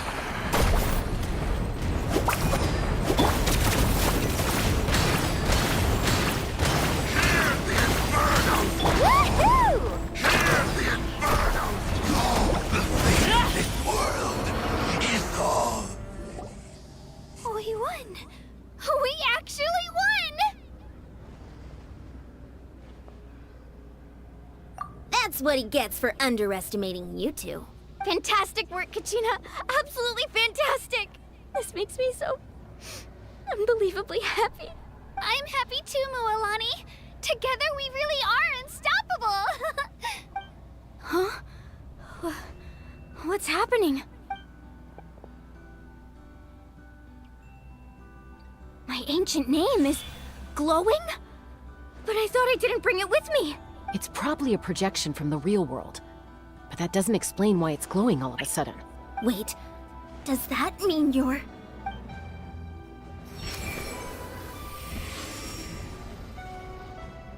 That was a bold move, diving headfirst into the fire to save your friend, especially in a place so overrun with abyssal corruption. Still, seeing you pull it off was really something. Everything you said was exactly right. As isolated individuals, we stand no chance against the power of the Abyss. It took years' worth of scars and lots of unnecessary suffering for me to understand that for myself. The Pyro Archon's plan will unite us as one. Everyone has a part to play. Only then will we have the power to defeat the strongest of foes. Who are you? Tupac, a warrior from the people of the Springs. I fought against the Abyss during the invasion 500 years ago. I've heard that name before. You were the giant who saved all of Natlan. Since you were able to awaken my words from your ancient name, that means you have fully embodied the aspirations of the Wayub. Under the name Umoja, you shall unite the tribes and save Natlan from its impending doom. Me? As long as blood still runs through your veins, even the tiniest spark of steel against stone can ignite a flame. Its blaze will become one with our vision for Natlan. Even amid everlasting darkness, our bonds remain eternal. Talks like Optimus Prime.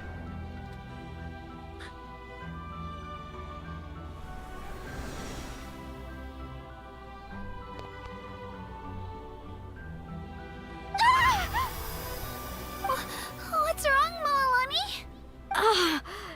So many memories. My brain was just flooded with everything he once knew. So that's what happened. What do you mean? Did you just figure something out? 500 years ago, they foresaw the very crisis we're facing now. Efforts to save Natlan started all the way back then.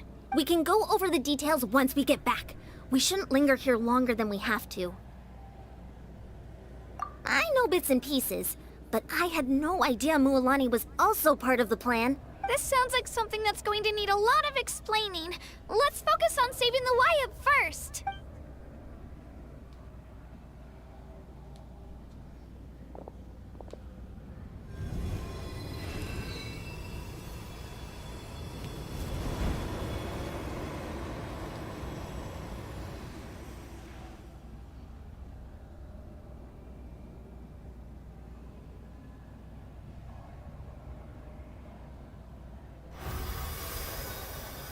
Okay, that should be enough. Wayub? Can you hear me? I hear your voice, Kachina, my dear child. Great. Well then, I'm afraid it's time to say goodbye. I just wanted to make sure you were okay before we leave, but we can't afford to stay here any longer. I was going to ask why you bestowed an ancient name upon someone like me, but it's okay. I'll keep searching within myself for the answer. I'll never stop trying to improve my strength. One day, I'll live up to the hero you saw in me. You are already an outstanding child in my eyes, Kachina. No matter what happens. Huh? You are all my most beloved children. It has always been my honor to protect and nurture you. Your ancient name is just that. A name. Much like your parents chose to name you Kachina, I also gave you a name, but it need not define you. Focus on who you want to be. You are already worthy of your name. Now, you need only devote yourself to becoming a better you. The story of your ancient name is for you to continue. Just like your parents, my love for you will never change. No matter what the future holds. Thank you, Wayub. It gladdens me to see the Pyro Archon's plan move another step towards completion. But it is time for you to leave this place. The situation here is getting worse. Go now, my children. Save Natlan on behalf of all you hold dear. I know we've never met before, Wayub, but I just wanted to say thank you for encouraging Kachina. It was exactly what she needed to hear. Whoa! What's going on? An earthquake? We're out of time. It's the power of the Abyss. Quick, we need to run! It's a Sealy! The Sealy opened the way for us! Oh yeah, nice Sealy.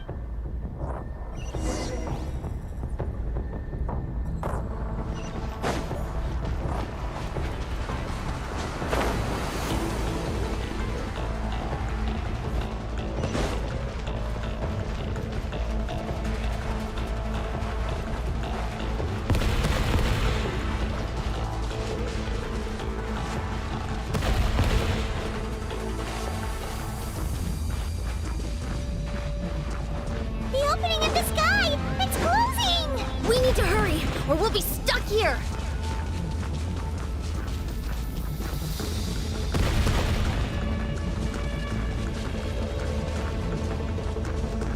Watch out for the falling rocks! Quick, through the middle!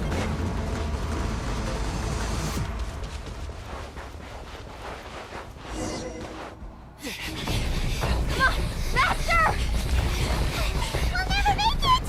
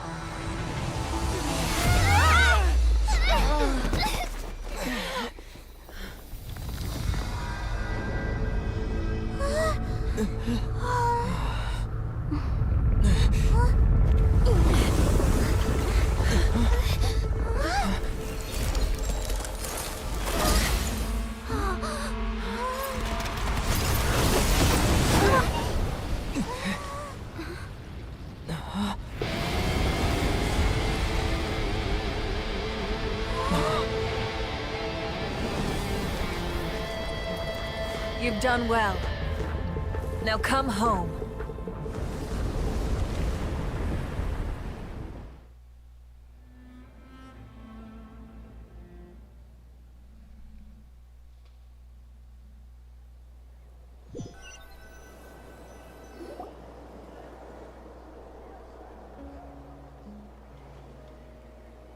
We're back! The Pyro Archon saved us. But she's not here. Yeah, didn't she say she used it all up? She's still in the Speaker's Chamber.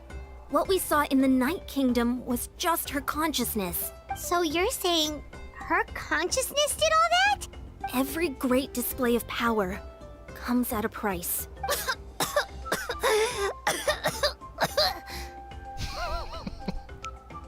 You must feel terrible, Kachina. Just hold on. We'll get you to a doctor soon. Let's get back to the stadium. The Pyro Archon said she'd have a doctor waiting for us. I recommend getting a full checkup, just to make sure no damage gets left behind. Paimon feels okay. What about you, Traveler? Right. You always seem to do pretty well against the Abyss. Let's get going. We need to share what we learned in the Night Kingdom as well. Right. The Wyatt mentioned something about the Pyro Archon's plan. What is it exactly? I'll let her explain everything. We're all a part of the plan now. Every move we make from here on out will decide Natlan's ultimate fate.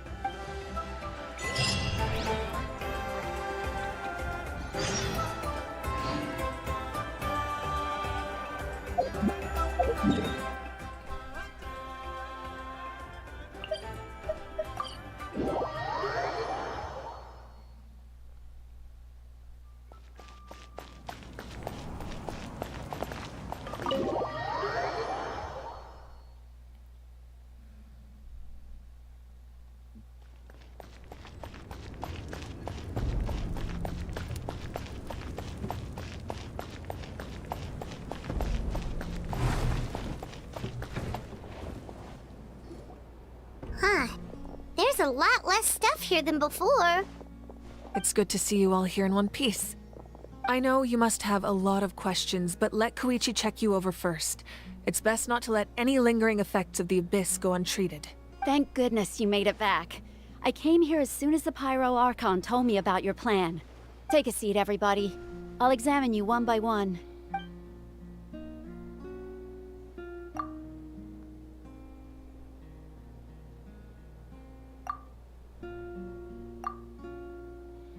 All right, that should do it for now. But just to be safe, I'll perform another checkup in a couple of days. I have to say, though, I've never seen anyone react to the Abyss like you, Traveler. It's like you're completely immune to its power. He always has been special like that. He can even purify its power.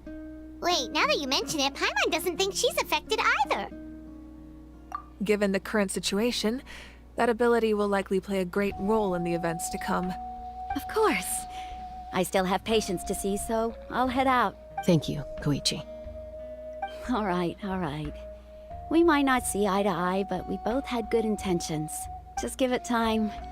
I'm sure we'll figure things out between us one day. Yeah.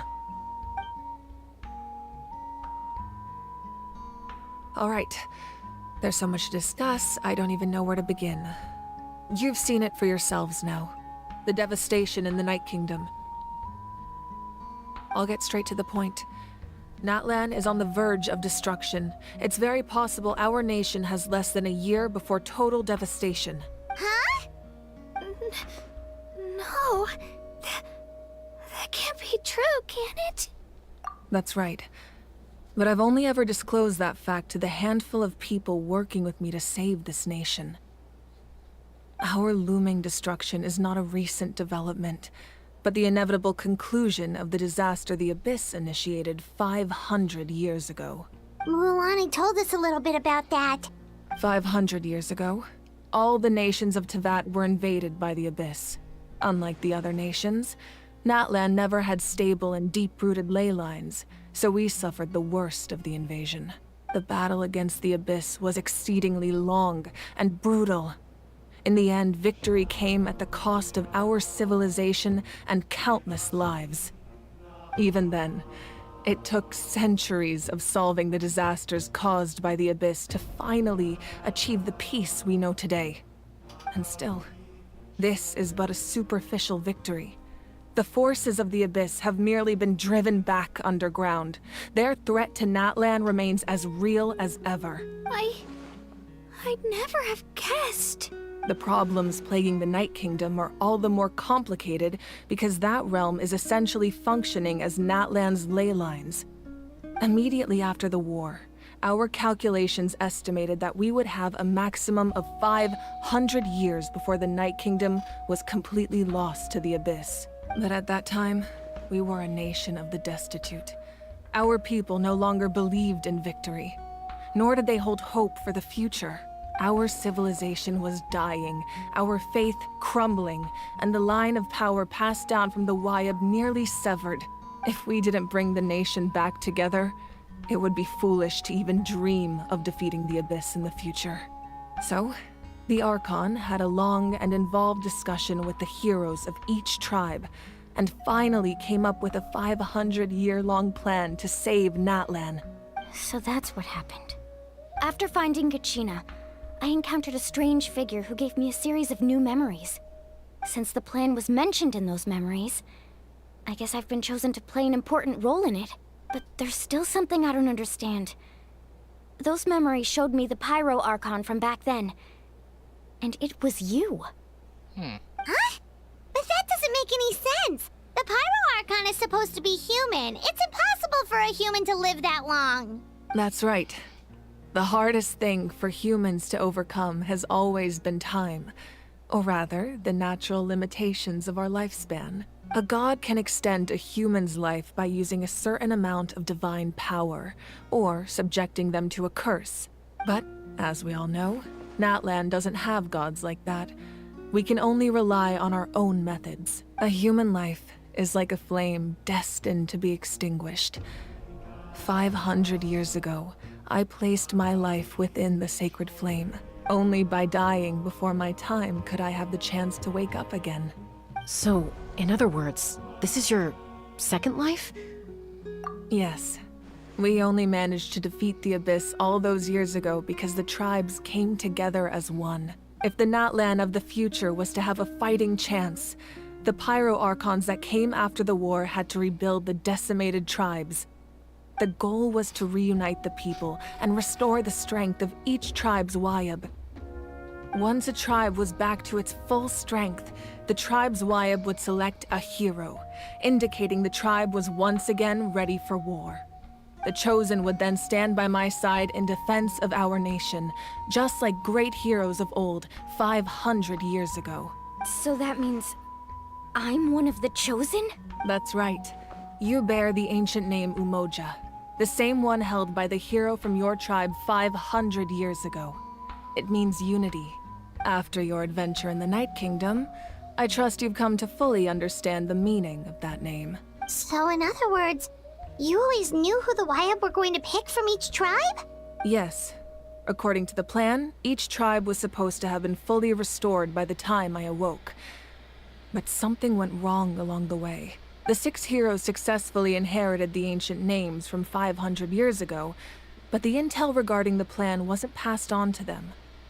Once again, it comes down to the deterioration of the Night Kingdom. Communication between the Sacred Flame and the Wyabb has been blocked. Just like how the Ode of Resurrection failed to bring Kachina back. Exactly. It's just another tactic the Abyss is using against us. The Abyss may not possess intelligence, but its methods certainly aren't easy to counter. If we want to unblock that information from being passed on, my presence alone isn't enough. The ancient name-bearer must establish a greater connection to their name. So, I've tried my best to help them from the sidelines. Currently, Shilonen of the Children of Echoes, Kinich of the Scions of the Canopy, and Iansan of the Collective of Plenty have all been acknowledged by their names. During your adventure, you too earned the acknowledgement of your Wyabb, Mualani. In the process, you gained the memories stored within your name. But we have less than a year! Yes, but we have no choice. We cannot start the plan until all the heroes have been gathered. That's also why I haven't been able to take action despite the urgency of the situation. But if you knew this whole time, why didn't you just tell me about my role in all this? Wouldn't that make everything go a lot faster? Perhaps, but the opposite could also be true. Knowing your destiny too early could mean failing to realize your full potential. Just like your determination to save Kachina, I hope your commitment to this endeavor comes from your own strength of will, rather than a sense of obligation. So I suppose you're not going to tell us who the final 2 heroes are then? That's right. Their time is yet to come. Putting pressure on them beforehand will only hinder their development. I can only trust in the judgment of the Wyabb. I have never believed I could solve this crisis alone. In fact, it was precisely because I chose to trust and rely on others that we managed to get this far. Natlan's salvation lies not in its Archon or any singular individual, but in us all. You're quite perceptive, aren't you? I thought I might get away with avoiding the topic. Huh? Oh, right! All the stuff you stored here before, where did it all go? Even though I sacrificed my power, I still needed a contingency plan to ensure you would make it back from the Night Kingdom. After all, I was the one who allowed you to take that risk, and Mualani has an important role to play in my plan. In addition to their sentimental value, the items I stored here held a much more important purpose. Fuel. Oh, you burned them. Fuel? Ah, so back then, that's... Yes. The stories embodied by those items are certainly important, but there's an even more significant trait they all share. Every item belonged to a hero of Natlan. Over time, they became imbued with a certain amount of contending fire from being carried in battle. On their own, each item's power is limited, but together, their combined effect can prove quite useful in a dire situation. By burning those items, I was able to activate the contending fire stored within them to open the boundary between the 2 worlds. It was a rather crude approach, so all their power was depleted in an instant, as you can see. But weren't they all precious treasures? What about their stories? That's exactly why I dragged you all here. No matter what, I never wanted the Pyro Archon to have to use that power. Oh, I'm so sorry. You have nothing to be sorry for. You all deserve my thanks, actually. If you hadn't saved the totem pole, that area of the Night Kingdom would have been forever lost to the Abyss. And then, it would only be a matter of time before the Children of Echoes was met with disaster. Besides, when those heroes entrusted their belongings to me, or the Pyro Archon of their time, it was out of a desire to contribute to Natlan's survival. If they knew those items helped save the present-day heroes of Natlan, they would not mourn their loss. Even when you put it that way, I still feel bad. There's no need. Remember what I told you about time? The people and the events of the past are never truly lost to us. We simply carry them with us in a different form. In that sense, we didn't lose anything at all. If you still have regrets, let them fuel your resolve in the battles to come. Your deeds will become new legends and nurture new forms of power just like the items once stored here. Well, we'd still like to return the favor. Well, if that's the case, just treat me to a drink sometime. Now that Kachina has returned, we can finally hold the victory feast and celebrate your team's triumph in the Night Warden Wars. And we could all use the rest, that's for sure. Plus, you'll be able to silence everyone who doubted you once and for all, Kachina. Still, now that I know the danger we're facing, having a victory feast doesn't feel right. Try not to let it get to you. It's important to stay calm.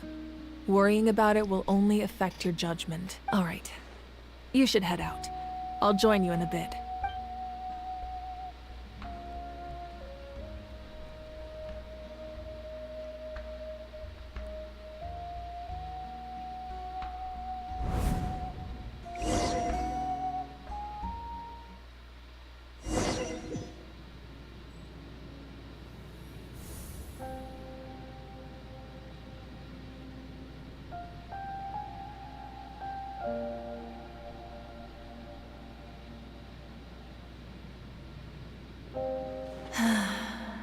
When I was young, I used to sit by the hot springs and listen to the stories of warriors from all over Natlan. They attract people from all walks of life. Friends come easy here, no matter what tribe you're from. The people of the springs have never claimed the hot springs as their own private property. They are there to bring all hot spring buddies together. It's been really nice, seeing the children of my tribe get older. It's helped me gradually understand the true value of the springs. I've witnessed their energy, their determination, their absolute passion for life. Even when they cause trouble, I never managed to hold on to my anger for long. It's unbelievable how quickly they worm their way back into my good graces.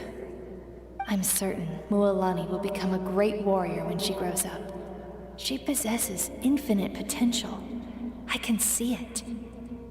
One day, when I'm no longer in fighting form, I'll come here and tell stories to all the children, just like those warriors did for me. So, you better get busy, Pyro Archon, or I'll end up running out of stories.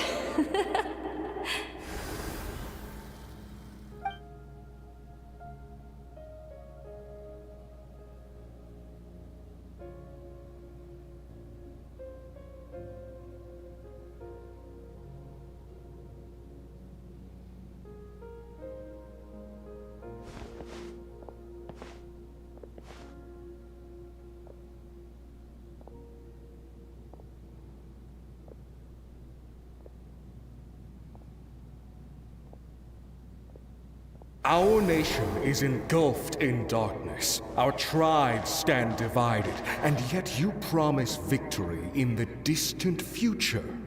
The Abyss is a cunning enemy, one that I faced in battle many times.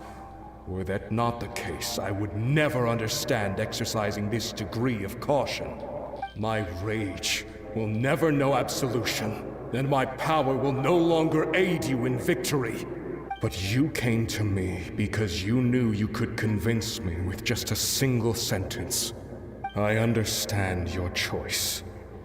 The heroes of today will forge the path ahead with blood and fire. Just remember to earn us the victory we are owed. Otherwise, rest assured, I'll find a way to collect the debt. For Natlan.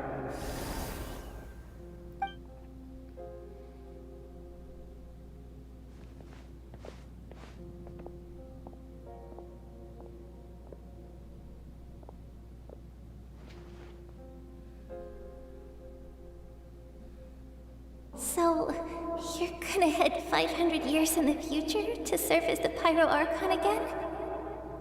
But what about the you from right now? You're just gonna die? You can't ask her those questions and expect her to answer, my dear. The decision is hers to make, and she deserves our support. We will do everything we can to rebuild the tribes. Don't you worry. Even across time, we will all do our part to fight for Natlan's future. Yeah, Mom's right. We'll always believe in you, sis. Oh, seriously though, Dad should be here. Where is he? I imagine he didn't know what to say, so he chose not to come at all. Don't take it to heart, my dear. That's just who he is. Just remember, no matter what happens in the future, we will always love you.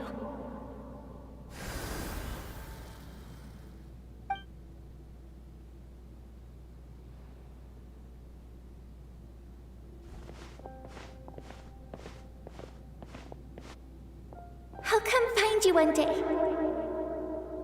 I know I can't live that long, but I'll think of something. There has to be a way for us to meet again one day. If there's an answer out there somewhere, I'm gonna find it. So, don't forget about me.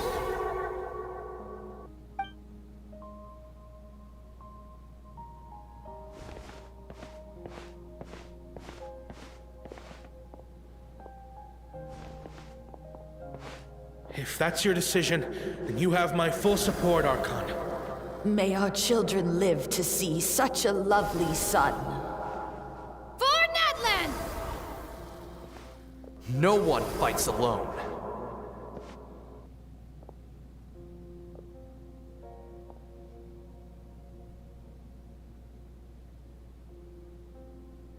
The rules are my legacy. They shall grant us the strength to overcome the next tragedy. War forged the 6 tribes, taught us how to fight, instilled in us what it means to love. Who will be the one to bring this to an end?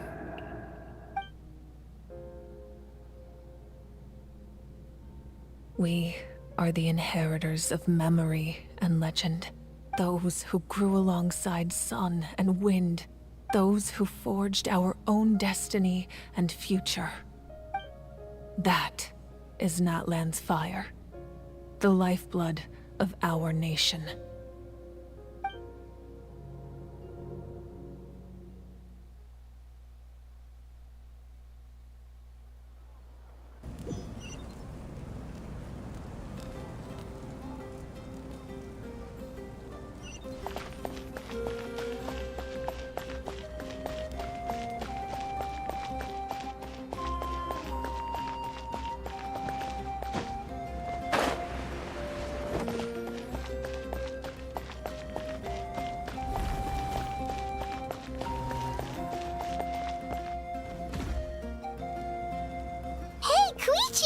You here for the victory feast too? Oh, no. I knew Chaska would be here, so I just came to deliver some medicine. I was about to leave, actually. No, it's not that I don't want to celebrate Kachina and the others. I'm so glad she made it back. It's just... well, I'll make things awkward if I'm around my sister right now. Ah, well, you two had a fight, so Paimon can understand. She didn't cause any trouble during your trip, right? Yeah, she was super helpful. She gave us a lot of useful information about the Abyss. That's good. That's all I needed to know. Is there a reason you asked? You were pretty outspoken when we first met, but now it's like you're holding something back.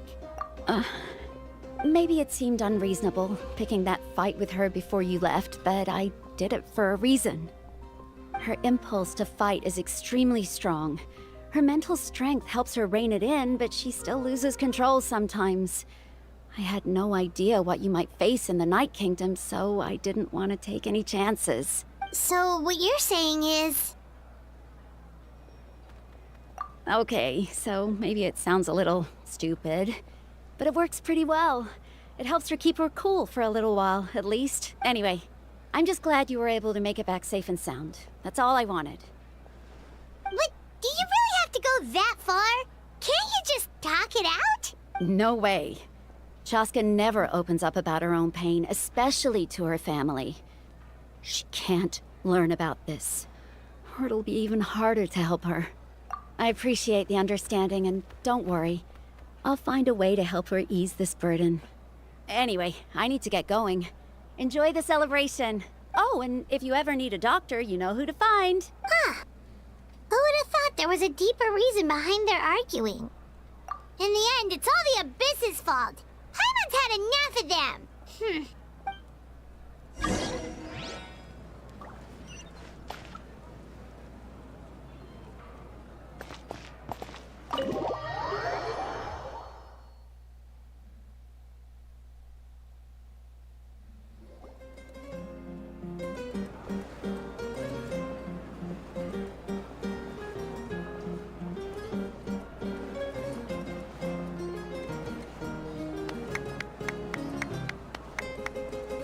Let's give a huge round of applause to our brave young warrior, Kachina! Woohoo! Well done, Kachina. Thank you, everyone. I'm so glad I finally made it. I always knew you could do it. With so much potential at your age, you have a great future ahead of you. You're one to talk. Don't think I didn't know you were the first person to abandon your team. I'll be dealing with you when we get back. I had no choice. My friend invited me. I couldn't just say no. Oh, really? So you weren't just trying to get ahead in the first round? I wasn't, I swear. I just happened to find that bearer injured in the wild, so I stopped to bandage his wounds. When he insisted on repaying the favor, what was I supposed to do? I'm just one person. I figured Kachina would have no trouble replacing me. But the fact of the matter is that after your departure, everyone else started thinking about swapping teams too. I'm really sorry, Kachina. It was wrong of us to abandon you like that. It's amazing that you still made it all the way through to the Night Warden Wars. That's the highest honor. So, what about you guys? Did you make it far? Our team captain drank too much the night before the competition and turned up late to the stadium on the day. We got disqualified. Serves you all right. No sympathy from me. Alright. There's no need to be like that, Uncle Pakal. Dear friends, I'd like to say a few words. Firstly, I'm grateful to my friends and our great Archon for helping to bring me back. This traveler and his companion Paimon are some of the strongest people I've ever met. If they were allowed to participate in the pilgrimage, I have no doubt that they'd win the whole thing. They've agreed to let me learn from them. With their help, I believe I can become even stronger still. And let's not forget my good friends, Moalani, Chaska, Kanich, and Aeon-san. They all helped the Traveler and Paimon figure out a way to bring me back from the Night Kingdom. They too deserve to be called our heroes. So, please give another round of applause for them. Thank you so much. Well said!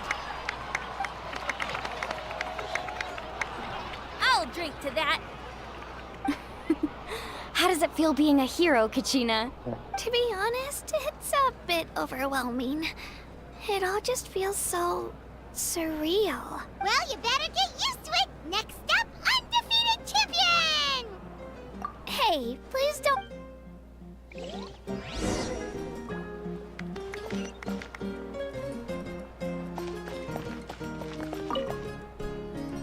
Ah, you're here. Have some fruit juice. I got it specially for you two. How did you know? That's Paimon's favorite! You look like you've still got questions. Ask away.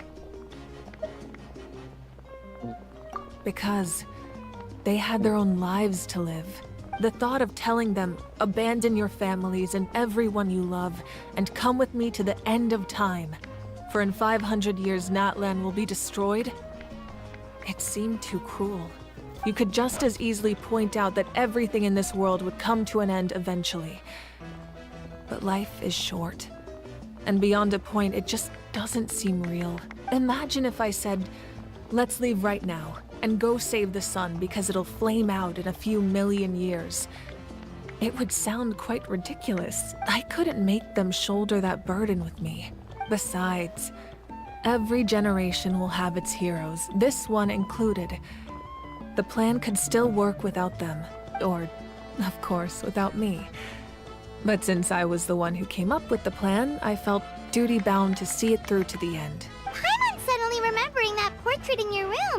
Was that your family from back then? Yes, it was.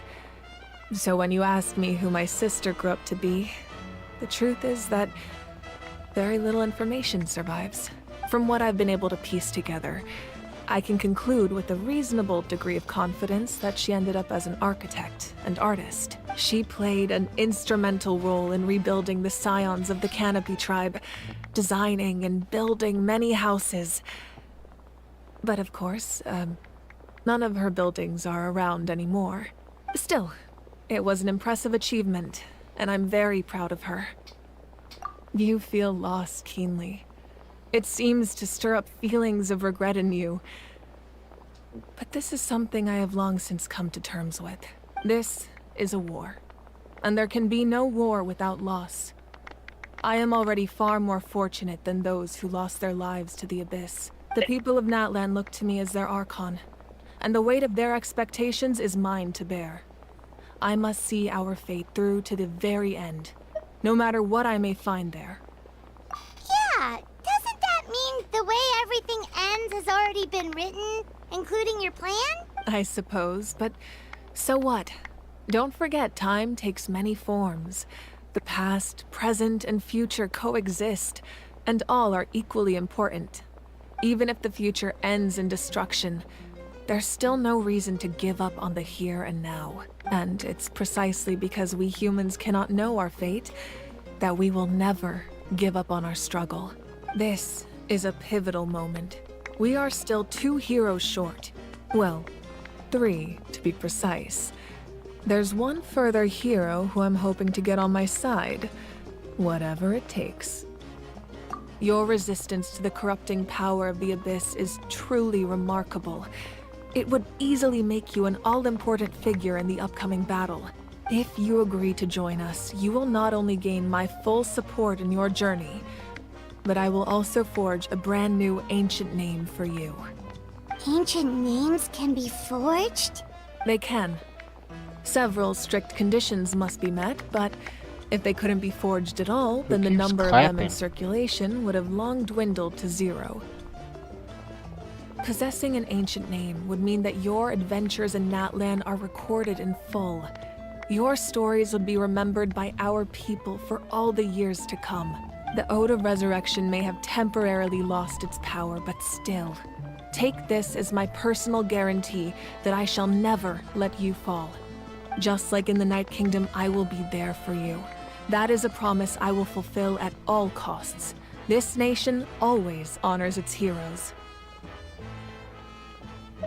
Yeah, we can't just ignore the situation here. Wonderful. Then I'll reach out to Shilonen right away. She's the one who will forge the name. We've never forged an ancient name for an Outlander before, but I trust she'll find a way.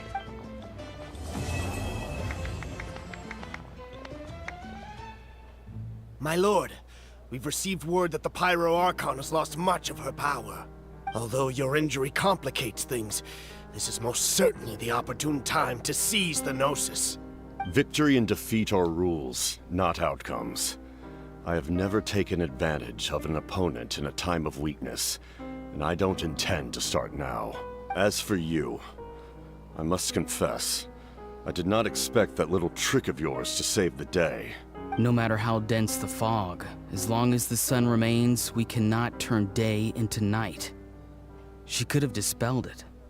She simply chose not to.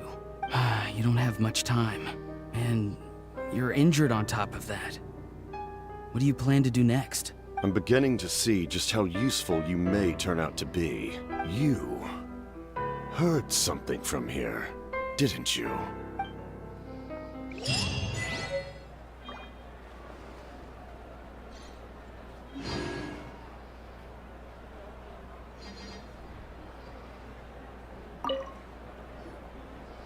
Oh, something else you'd like to ask? Well, our intel suggests he hasn't made any new movements yet.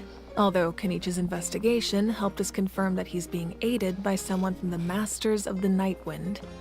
I'm getting closer to narrowing down who that may be, but it's still unclear whether this person aided the captain out of willingness or coercion. If you learn anything about this during your adventures, please let me know.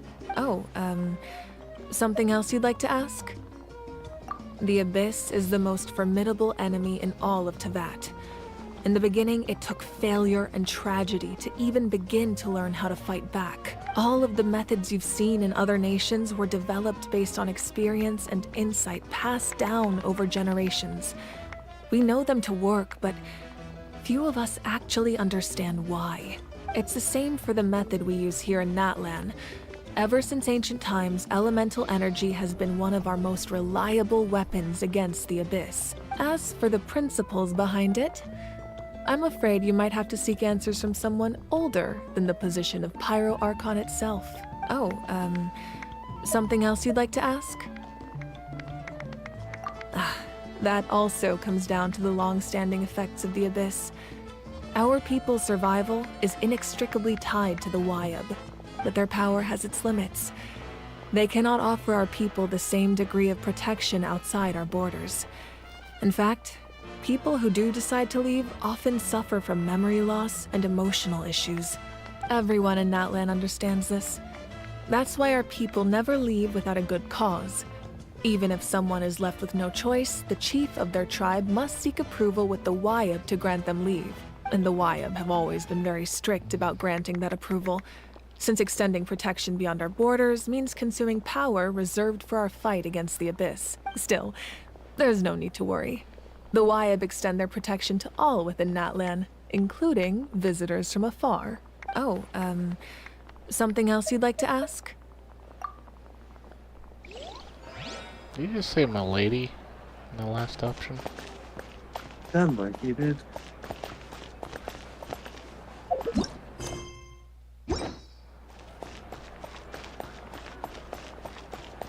Alright. How do we get out of here?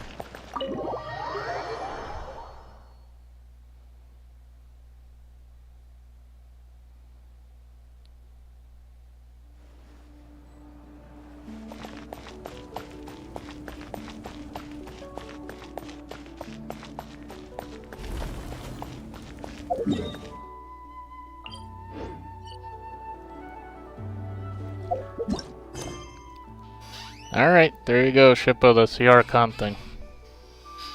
Okay, neat. Took forever. You were sleeping, huh? I missed a little bit.